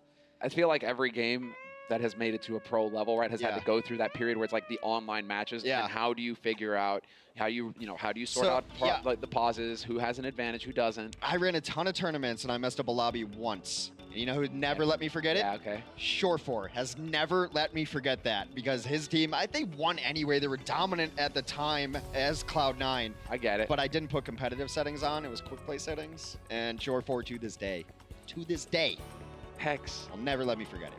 You noob. Yeah, you noob. You know, no one remembers the 90 other odd games that ran perfectly. It's always that one. Of course, of course. And that's what they'll always remember. You know, you can be an ace forever. You stumble once, you're never going to live it down. Well, definitely with the pros. They've got the memories of elephants. Okay. They're like an elephant memory. Yeah, probably the other way. I mean, they probably remember elephants at some point, but they've got an elephant's memory. Well, do you know why elephants never forget? Why? Because no one ever tells them anything. What do they possibly have to forget? Damn. Don't they have a language of toots? Are we not doing phrasing? Like, you know, not everything has to be spelled out, right? Elephants, very intelligent creatures. Yeah, elephants, very intelligent. I like that, too. Dolphins as well. Yeah, you know, there's a whole subreddit just about baby elephants. Pardon me? There's a whole subreddit just about baby elephants. Yes, them falling over. Yeah. I mean, but the thing is, when they go for a nap, I'm just like, how is your pelvis not crushed? Because that thing weighs a solid 250, right? And it's just flopping over in your lap. I mean, dude, they're like babies and they already weigh more than... a normal human reaction is like, oh, look, he's taking a nap. Semler's reaction is, his poor pelvis. What is this? No, dude, that's just the way it is. That's the way it is. Weird, dude. I mean, elephants are cute and all, but you got to think about the objective issues. You know, we're in overtime and the pause is ending. They will get .1 here towards the end. So the pause, all not that important. The fight had essentially been over there. We are in overtime. That is burning down up top. It will burn down faster the longer overtime goes on, so you have to keep someone on the point. We've already seen today, objectives are important. Got to keep a body on there. Dream Casper going over to the Reaper. Now this is actually really interesting because of the situation they're in. You need a DPS to hang out on the point all the time. And you know what's really good in those close quarter fights is a Reaper. If they make those changes that are proposed on the PTR, I'm so excited to have Golden Guns for Reaper. You're gonna get them immediately, dude. Oh, I already have them. I already have them. I bought them in Season 1, man. Yeah, no shame. No shame. Gamsu's gonna go in here and try to bodily eject them perhaps, although he is gonna go for his favorite person in the world. That's Surefour. Again, just trying to keep Surefour out of these sight lines. Trying to keep him from picking off his teammates. You can't leave the payload for a second, though, not an instant. And so Dream Casper, you might as well make a bed. You're not going anytime anywhere soon. Well, both of the tanks go down very quickly, and now it does seem that the Gladiators have stemmed the bleeding here. Barring a miracle from Striker, this will be where the push ends. Gladiators defense holds on point 2. An instant at that point. That was a blink. Yeah. And it's just gone, done, over. That's how overtime works. It's been messed with throughout the mechanics of Overwatch. I think it's a good system that you can't step off it for a second. You got to play the card, play the objective, teaches people that play the objective. I was playing a game with someone once, and they're like, guys, did you know that the cart heals you? I'm like, yeah, Genji. Yeah, I knew. I've been on a cart before. I like how you can just infuse that one name with so much disdain. Yeah, Genji. Yeah, they're probably going to have to bleep it out on future broadcasts. Genji. Oh, I mean, it's all right when you get the Genjis, right? Genji's fine. It's when the guys are just like auto-locking Hanzo and then not changing. But there was a Hanzo that I played with. He was legitimately good, and he even had the Hanzo lines. Yeah. So everything you said to him, he I was in that game with you. You were in that game, right? That guy to soundboard. That guy was great. Awesome. Yeah. He was sniping Pharahs mid-air. I was like, what is this? That guy was fantastic. There's something about the Shamadas, right? They're either the best player ever or the worst player ever, and there's no in between.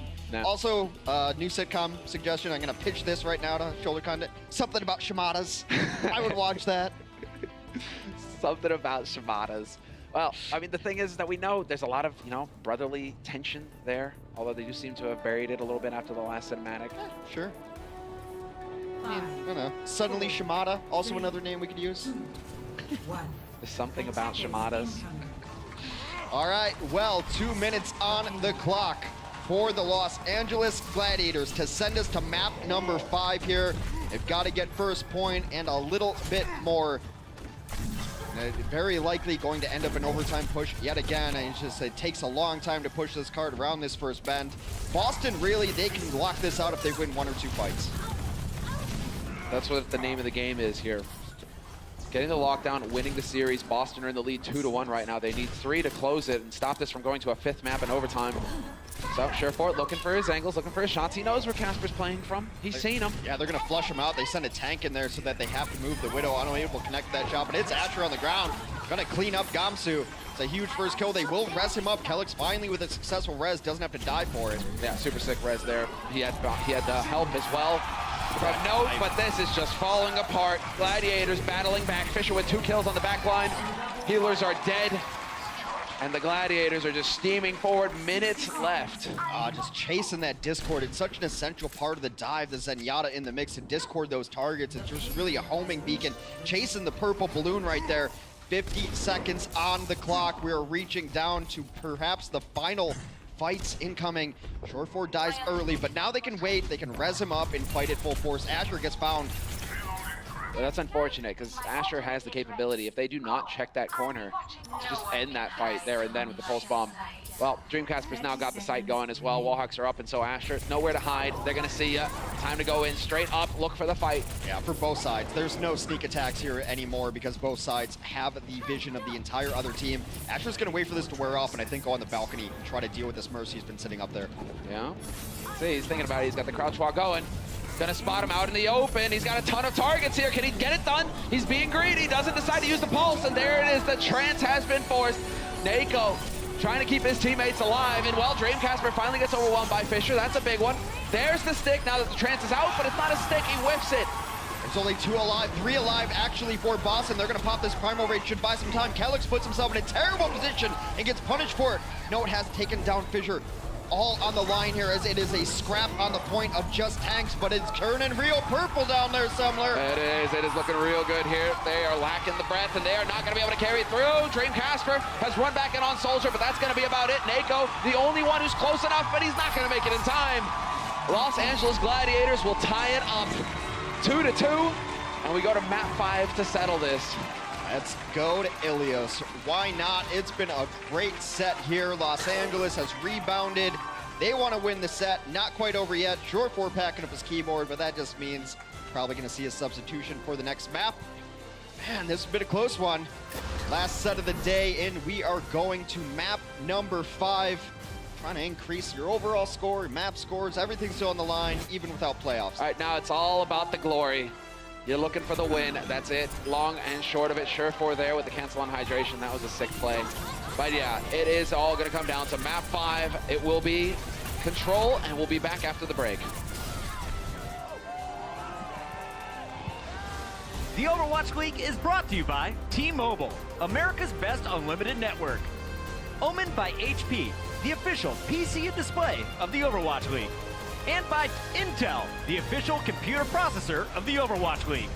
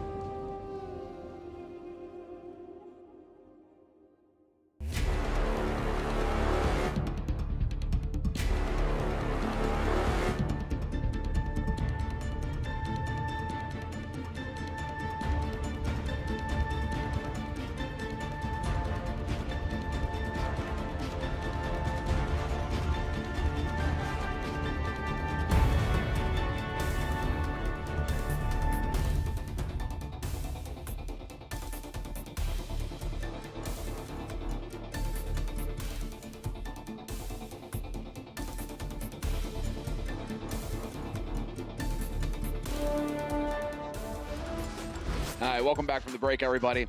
They've done it. Gladiators, they've managed to almost get the reverse sweep going here. It was Boston tearing away with the series, but the Gladiators, they managed to lock their shields together and actually withstand. It's been a roller coaster of a set so far. A little deflating after, all the stakes of the playoffs kind of out of it because they lost that first map, but then we just reinflated this hype balloon, and I've actually been stoked for this match. It's been so even between these teams. It's two teams that seem so similar to me in a lot of ways. You got Asher and Striker. You got really good Winston's on both sides.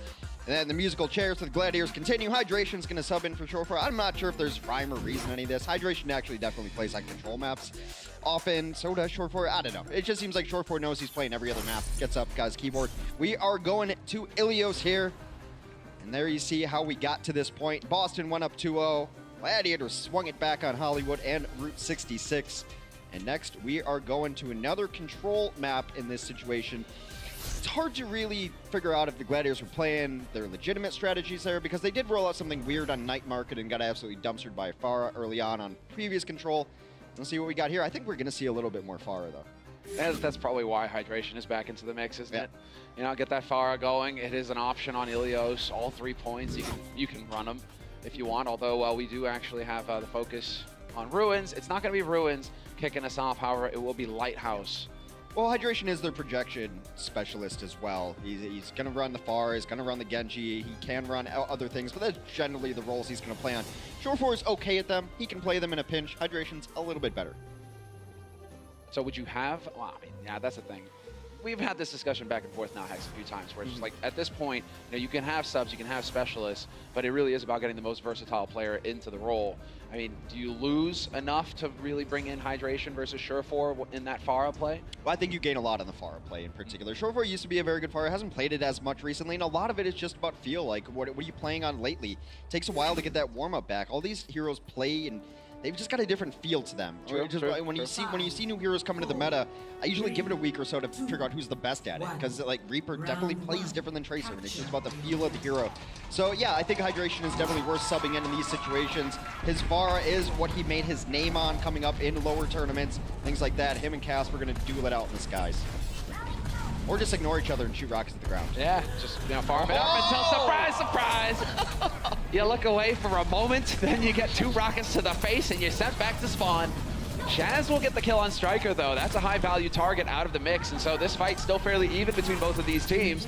It's a 5-on-5, charging onto the point as it becomes active, and Bishu gets the DMAC on note. Asher out of the mix, and now both of the tanks down for Boston, which is absolutely brutal. Cleanup comes through finally, with no tanks on the point. Gonna be an easy take for the Gladiators. Yeah, there we go. Bishu will die to Dreamcasper, but at that point, it's might as well just chuck yourself off the side to get a new mech as quickly as possible for this next fight. Hydration looking for the angle here. Knock back it out to clear it, and well, this is looking like a point-blank rocket fiesta, but he will be able to make it out just in time. Still putting pressure on the point. His Striker still alive, gets in there. A lot of very low heroes for the Gladiators. Oops. Asher takes a wrong turn at Albuquerque, finds himself in the water. That couldn't have been better. We actually had his cam going there in the top left as well. You can see him jiggling. Yeah, I'm sure he's thrilled about that. He had a bit of a chuckle. That's kind of like, you can't get mad about it. It's just, it happens. Shake it off, keep going. Dreamcasper once again looking for the rockets. Yeah, I mean, Hydration is just. Let's see if he keeps the streak alive here. All right, hitting every single pulse bomb. Yeah, Striker. Look at this. What is this? All of a sudden, they're just alone. He finds a single target, and well, he'll go ahead with the help of Kelix and pick up Asher. That's fine. Delaying things further here for Los Angeles Gladiators. A complete juke in there. Doesn't even drop anything, but the entire team has to turn around and try to deal with it. Meanwhile, up front, they're just eating a lot of spam, actually, from a Lucio in that kill. They will regroup here. They've got a barrier. They've got Transcendence to work with. Yeah, I mean, Hydration's going to have a hard time here because he does not have a Mercy with him. So that Air War is kind of null. It's a tough one. He's counting on the Zen Orbs, basically, to keep him up. Striker with the recall back onto the point. He's getting clubbed, however, by Asher, who is just staying hard. His heels with Dreamcasper eventually there to connect a rocket with Asher. Takes him out of the fight, and so Striker gets to run amok here. Do what he wants. And well, it looks like it's just a wall of white in the kill feed. Boston Uprising will continue to hold. Full cleanup here, and as we reach 70 and higher, it's really getting down to the last chance for the Los Angeles Gladiators. They will finally give Hydration some help in the skies. Shaz is the one to switch over to the Mercy. They're going to keep Big Goose on the Lucio instead, not the, typical switch that we had seen before in stage 1. We'll see if it works. Striker, every time we're over here, he's just lurking with a pulse bomb. Guess what? Forces him out. This time, though. Death from above. Hydration is there. And well, it is going to be Dreamcasper just trying to unload. Takes down Bishu. That's fair with the barrage. Yeah, they're going to get this back, and they're going to resurrect Hydration. That's just what you expect. That's one of the reasons you run a Pharah with the Mercy. Not only while you're alive, you help each other, but you always bring that Pharah back to life. Barrage could be that death sentence. They should flip this back, and it's just Boston milking every last percentage point out. At 99, they won't give it up. Yeah. Getting the reset there. Nako chucked himself off the side. Fair enough. Kelix took a little while longer. But it will be the Gladiators now looking to close the gap. They need to play perfectly from here on out, no doubt about it. And so moving together as a group, Hydration looking for that angle once again to just rein in these rockets, soften up these targets before they can get onto the point. Striker has to already recall just because so much damage taken. Looking for angles here. Asher has his pulse bomb. If they rotate through small pack room, then he's going to try to drop it in. Gamsu getting very low. Very good option for a pulse bomb. He's going to have to actually jump out. The chase is there for Asher. Beautiful play. Yeah, sick work from Asher. That was some focus there. That was perfection indeed. And he will be able to continue. There's the pulse. Well, nobody saw that. That was a little ambitious. Yeah, ambitious, let's say. Just a split second too late, really. And so he will not be finding the ult kill, but if he can keep staying alive here, he may be able to whittle him down. Although Striker, his counterpart, is definitely going to work on the other side. It's just chaos on the point here. Striker gets a couple of Kelix will fall though as Hydration has joined into the fray. Both teams sans Lucio now. This is a fight that the Gladiators have to win. If they lose this one, Boston will take the point back. It is so close. Shaz able to bring out Big Goose, and with Note going down, it seems like the Gladiators have held this point. They managed to just hang in there barely. They're just squeaking through. Still in this as Hydration finds another. Striker gone, and now it is going to be the big angry monkey, the Primal, getting used here by Gamsu, just trying to stay alive as long as possible. I can't believe he's still alive. He's been in a 1v5 for like nearly the entire time here. Primal Rage finally comes out. Casper's able to get a kill. He will be shut down eventually. Will the res come in? I think he died on the point, so it's going to be tough. Oh, he's got to be so careful here. Shaz drops so dangerously low, and Striker eventually finds a kill on him. Continuing to push forward, they flip the point. Now it's all about the Gladiators hanging into this fight. They need to come through. Flip it back, but it gets delayed just a second longer there by Striker. So close, they will finally flip it back over. There is enough time for Boston to get on the point here. Casper is the only one set up to be able to do so. It's not exactly what you want to do as a player to jump on the point. Tanks will get here on time though. The extra 2% giving them the space they need to get on the point. Huge concussion. That was a big concuss. That might have worked, but there it is, the barrage.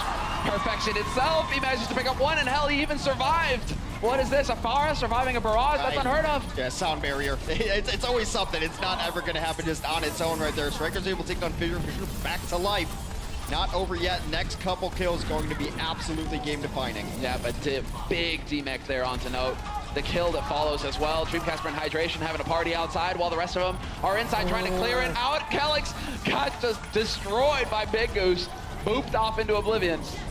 Yeah, not where they want to be as inside Casper has to use the barrage. Ends up giving up his own life for it. He's in the cage. That's not where the bird wants to be. The Gladiators take stage 1 of the 5th map. Tiebreaker on Ilios. Fishu can't even believe it there, man. And Fissure, totally nonplussed. Of course we win. Yeah, that's just how it goes. You guys know what team I'm on? That's the team that wins. Reverse sweep. Super confident guy. And why wouldn't he be? Yeah, the reverse sweep is possible now. I mean, I think a lot of people are really looking forward to the Gladiators making the playoffs just so that Fissure could play his ex-team. Yes. You know, because Fissure was on London, traded, and he's redefined the Gladiators as a big boost to them, but it would have been nice to see Fissure versus Gesture head-to-head. Especially after we had that fire piece from Fissure where he's just like, yeah, I'm the best tank. What are you talking about? Gesture, he gets a lot of praise, but I wasn't playing at the time. Yeah. It's like, hey, yes. Yeah. I love it. Well, we'll have to wait until stage 3 to get a chance to see them clash. Unfortunately, as they will not be making the playoffs, Gladiators, but they can save a little bit of their honor here. Pick up a win versus Boston. That would be fantastic as we already move right into the point. And so Gladiators, they're being a bit straightforward about it, already trying to establish a presence on the point itself, whereas Boston seem to be hanging back looking for a pick. Yeah, Big Goose has to be careful because this is where all the rocket spam is going to go into. Ada Rocket on his feet has to get out and then use that boost. And try to get aggressive, though. Both these teams, I think, are better when they're aggressive. It's just a matter of who can do it first. Yeah, exactly right. Who gets that tempo set already. There it is. Big Goose is not quite going to find the boops. You can see him, you know, he's got that in the back of his head. He's trying to find that angle, but unfortunately for him, he's going to have to get out of here and hightail it. Boston Uprising, once again with a strong start on the point. We'll take point A. Big Goose. Really fun to see a Lucio POV here. I mean, mostly we're looking for the giant murder hole kills. But of course. You can say they nearly got it there. He nearly got it the first time around, but not quite, not quite. Pharah is so good on this map because there's almost no like small rooms to hide in that aren't going to be chased out by a tracer too. You eat so much damage on the way in, the long pathway up. You're going to be eating a lot of rockets. Trying to put another pressure on the point. Pulse bomb comes out, no kills.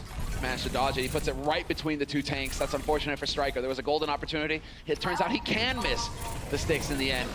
Now it's about farming it up as quickly as possible yet again. Trying to get into the fight here. Fissure, low HP, definitely vulnerable.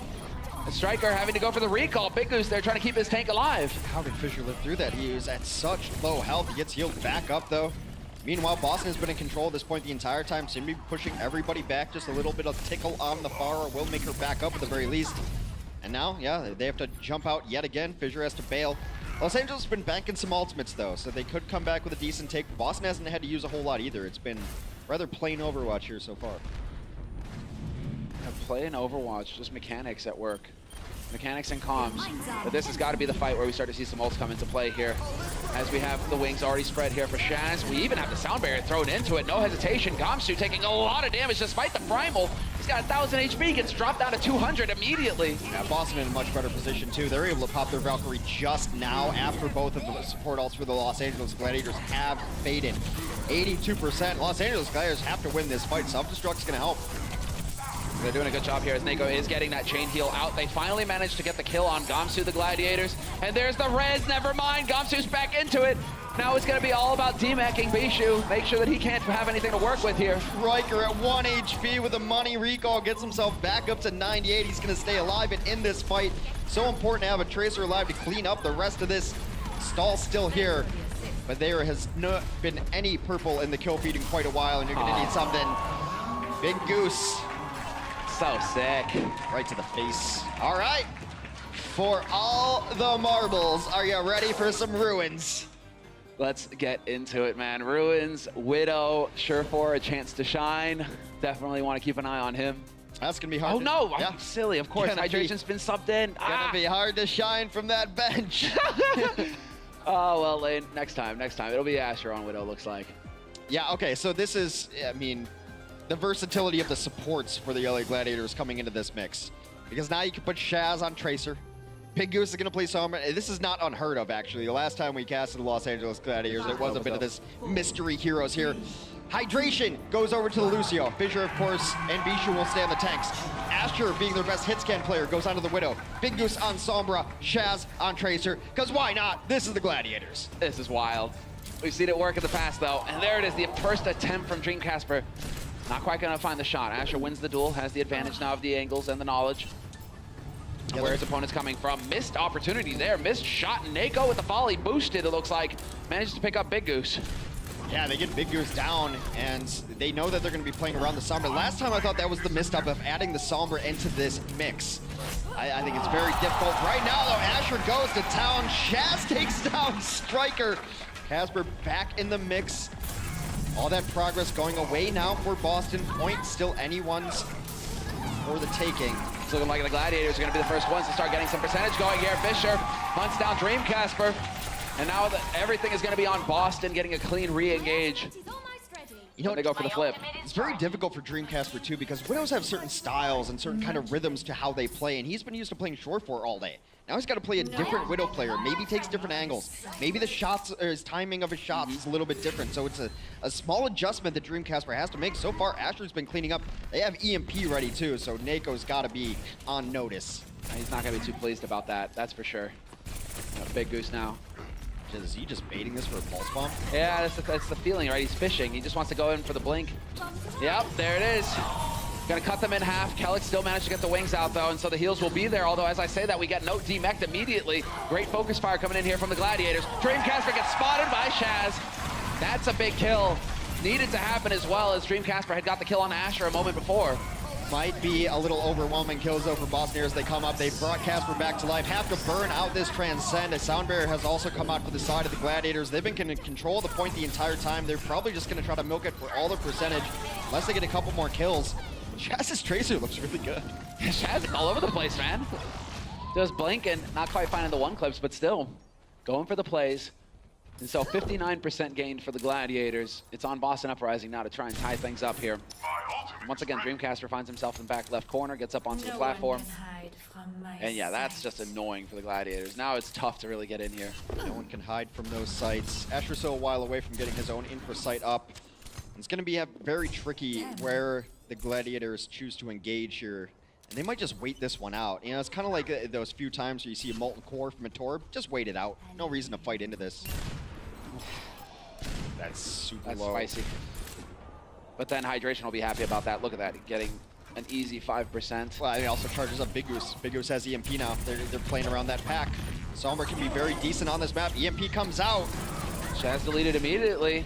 Bishu, however, able to trade 1-for-1. The fight continues between both of these snipers, looking for angles here on the main body of the fight, where Note is playing bravely, just throwing himself in. Both him and Gamsu have got their ults up and running, and Note just not gonna wait. There it is, the self-destruct on the point itself, trying to clear it. Might not be enough, although we do actually have more coming in here for Boston Uprising. The guys who rezzed up, they're back in the fight. Oh, Gamsu comes back to life again with a Primal Rage, able to take down Fissure, able to take down Hydration. Asher also will be the third kill there. The Boston Uprising are still holding 80%. Gladiators, last chance incoming. They will have EMP. That's about it. EMP and a self-destruct could work really well, but self-destruct does not charge super quick. At 80%, that's going to be if he's able to get there. And it really only works if they're grouped up as well. Big Goose, I think, is probably just going to try to assassinate a Zenyatta. Yeah, unfortunately, Big is getting tagged there. Not going to be able to get in clean. Still looking for that EMP. They have to take the fight, though. How do they get the kill on Fissure? Fissure getting caught. There it is. Neko now surely going to have to die, but no, he plays around the angle. No problem at all, and Gamsu will find the kill on Big Goose. Still plenty of purple here, although it is starting to even out back and forth. Trance gets thrown in now to keep the remaining Boston players alive. And now it's desperation time. It's just Hydration. He's doing his best to skate on walls. Fissure's back into this mix. It is just the tanks. Fissure is able to take down Kellex. That is a kill that you absolutely need if you have any chance to bring back the Diva dance on the stall out. Is it going to be enough? Only Baby Diva. Boston takes it back at the very end of what turned out to be a wonderful series. Going to stage 3 of map number 5. Yeah. And the Boston Uprising will just narrowly take it. It's a tough day for the Los Angeles fans who made it out here to the stadium because, well, we watched Valiant get murdered earlier, and, well, Los Angeles Gladiators. So delicate. It was a bloody fight, but they still weren't able to make it happen. Yeah, I was kind of expecting this type of set from these teams. Like I said, they remind me of each other. They're both good when they're aggressive. These fights always came down to the last 2 or 3 kills, but there's a lot more to it than that. Let's go to the desk and let the guys break it down. Thank you so much, fellas. Great job on the mic right there from Semler and Hexton. Fantastic work by Boston to close this one out. The Gladiators were looking like they were going to complete the reverse sweep. Well, Boston not going to allow it to happen in the final round of Ilios. We got to introduce our desk one more time. We got the birthday boy, Bren. We've got Sideshow and a very special guest. We got 3 Brits on the desk. Boombox is joining us from the Philadelphia Fusion. How you doing, Boombox? I'm doing pretty good, especially after we made playoffs because Gladiator lost. I saw you making signs for Boston. The whole team was supporting the squad. But what did you think of this series? It went all the way to a Game 5. I mean, it was pretty close. Like, I guess it was a good series, and I guess I really liked it as well, especially because we made playoffs. We're going to talk more about your squad and your playoff run tomorrow. For now, let's take a look back at the highlights, starting with game number 3. Remember, coming into the half, it was all Boston. Gladiators had to battle back. Sideshow, walk us through how did they start to generate some momentum here on Hollywood? Yeah, I think Surefour's a pretty streaky player, right? And we didn't really see him turn up too much at the beginning half of this game. But as soon as he came onto Hollywood, he had a fire series on the Widowmaker, and then pulled out a McCree later on when it went over to Time Bank, and he was absolutely shredding people. He got 50% of his kills on the enemy DPS players, and just popped off on a huge range of these hit scan heroes, and dominated Dreamcasper, who normally I think you would give the edge to in most of these. Yeah, I'd agree with that completely. I mean, a lot of these games, they do come down to these sort of Widowmaker versus Widowmaker duels that we're seeing. Like, and as well, it comes into a factor that Boston, they prefer to play with the Mercy, and that really just enables the Widowmaker as well a lot more. You got a damage boost, you can resurrect the Widowmaker when they die in the backlines. Gladiators decided to play towards the pace of Boston in this game, and that's why I feel like it was a lot more close. I feel like if Gladiators changed up the pace a little bit, maybe didn't emphasize as much Big Goose onto the Mercy, we could have seen a different game play out. But again, you know, it was a very close series throughout. Both teams played their hearts out. Yeah, I think that they definitely, in Route 66 in particular, put a lot of emphasis on focusing Gamsu down. He was a big target for them early on in the fights. You know, if you're not playing the Genji Tracer, you have a lot more damage and a room to be able to focus the Winston in a lot of those situations. And Gamsu's a focal point of Boston Uprising. If you can take that guy out, he's the leadership, he's some part of the calls as well, so he's going to be a big loss. Let's jump into Game 5. This was Ilios. We are all tied up now 2 apiece. This one, major impact on the overall standings. Remember, You had Boston at 11-8, Gladiators at 10-9 coming into this match. This is the chance for the Gladiators to catch up, and it looked like it was going to happen. Boston starts off strong, but the Gladiators come back. Why was Ilios so close between these teams in your eyes? I think it was down to Striker and Gamsu. They were playing a phenomenal game. I think Striker's a really good player, and he's pretty underrated. And he was just killing everyone left, right, and center. You guys had a really close game on Ilios as well, actually. Another kind of nail-biter that went to 5 maps. What goes through these players' heads when it gets to this kind of stage? I mean, you just don't want to be the one to mess up for your team. Like, you feel so much pressure not to let your teammates down because you've got to the 5th map. You just want to perform your best and not choke. The not choking part, very important. But I mean, it gets to these high pressure situations. Like, I mean, you were saying to us as well in the halftime or while we were watching the games, but you were saying like how essentially Ilios, when it's that 5th and final map, you don't really prepare for it because it comes up so rarely. You mainly prepare for the first 4 maps. So when like a lot of these teams, they find themselves on Ilios, they often find themselves just basically playing on instinct and instinct alone. So you see like weird strategies come about, like the hydration on Lucio, like Shaz playing the Tracer and trying to win out the 1v1s. You see a lot of wacky stuff occurring on Ilios, and it's a map that can have very sort of erogenous results. Is that a word? Erogenous? Yeah, absolutely. Not sure it's the one you want right there. Let's keep it going here as we get into our player of the match. This one tough for us to pick. Gamsu so clutch, but in that game 5, Striker. Sideshow, take it away. Yeah, Striker had a phenomenal game. Throughout the entirety of this series, actually. I feel he flies under the radar a little bit because Dreamcasper has such flashy performances, and you've got to talk about Gamsu. But, I mean, it's so difficult to talk about, is he in the top 5, is he in the top 3 in terms of tracers, but the guy's up there for sure, right? Do you think he's underrated, overrated, Boombox? How do you play against this guy? I think he's underrated. He's one of the most scary tracers to go against, so I think he's like at least top 3.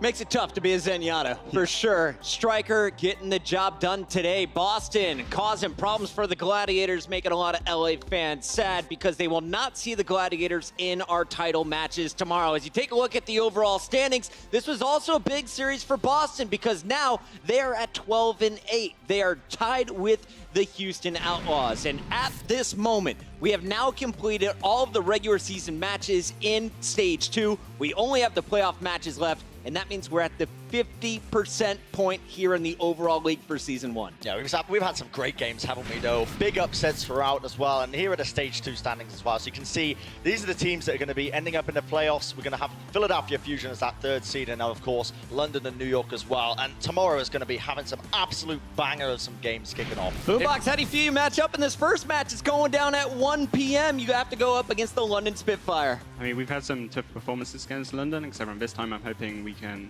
at least perform good like we do in scrims and prove who the real UK team and talent is. Okay, all right, okay. Spicy. Yeah. I like it. I think it could well be a speed run because the last time we saw you guys play, you got wiped off the face of the earth. You've got to be bringing something different this time. EQO, though, he's in the lineup, and he wasn't able to be fielded last time he played against London Spitfire. Got to make a difference, right? Yeah. Yeah, no spoilers. We won't get to any of the rosters. Sideshow working for London because he's a Brit, huh? Maybe. All right, we have one more thing to do before we go today. It's a very special day. We had a birthday in the Overwatch League. Dante from the San Francisco Shock. He is 1 year older, and so is our co-host. We got Bren here on the desk. We got a very special treat coming in. Oh, look at this. Look at this beautiful cake brought in by Zoe. What does that say? Happy birthday, and Dante's crossed out. Oh, wow, that is, thank you so much. Let's just remove that. That out of there. And of course, in true Gloucester style, you have to eat it without a fork, no napkins. It's all about the face. That's going to do it for our show today. Thanks for watching. Join us tomorrow. We got the Stage 2 playoffs of the Overwatch League. You don't want to miss it. It kicks off 1 p.m. Pacific.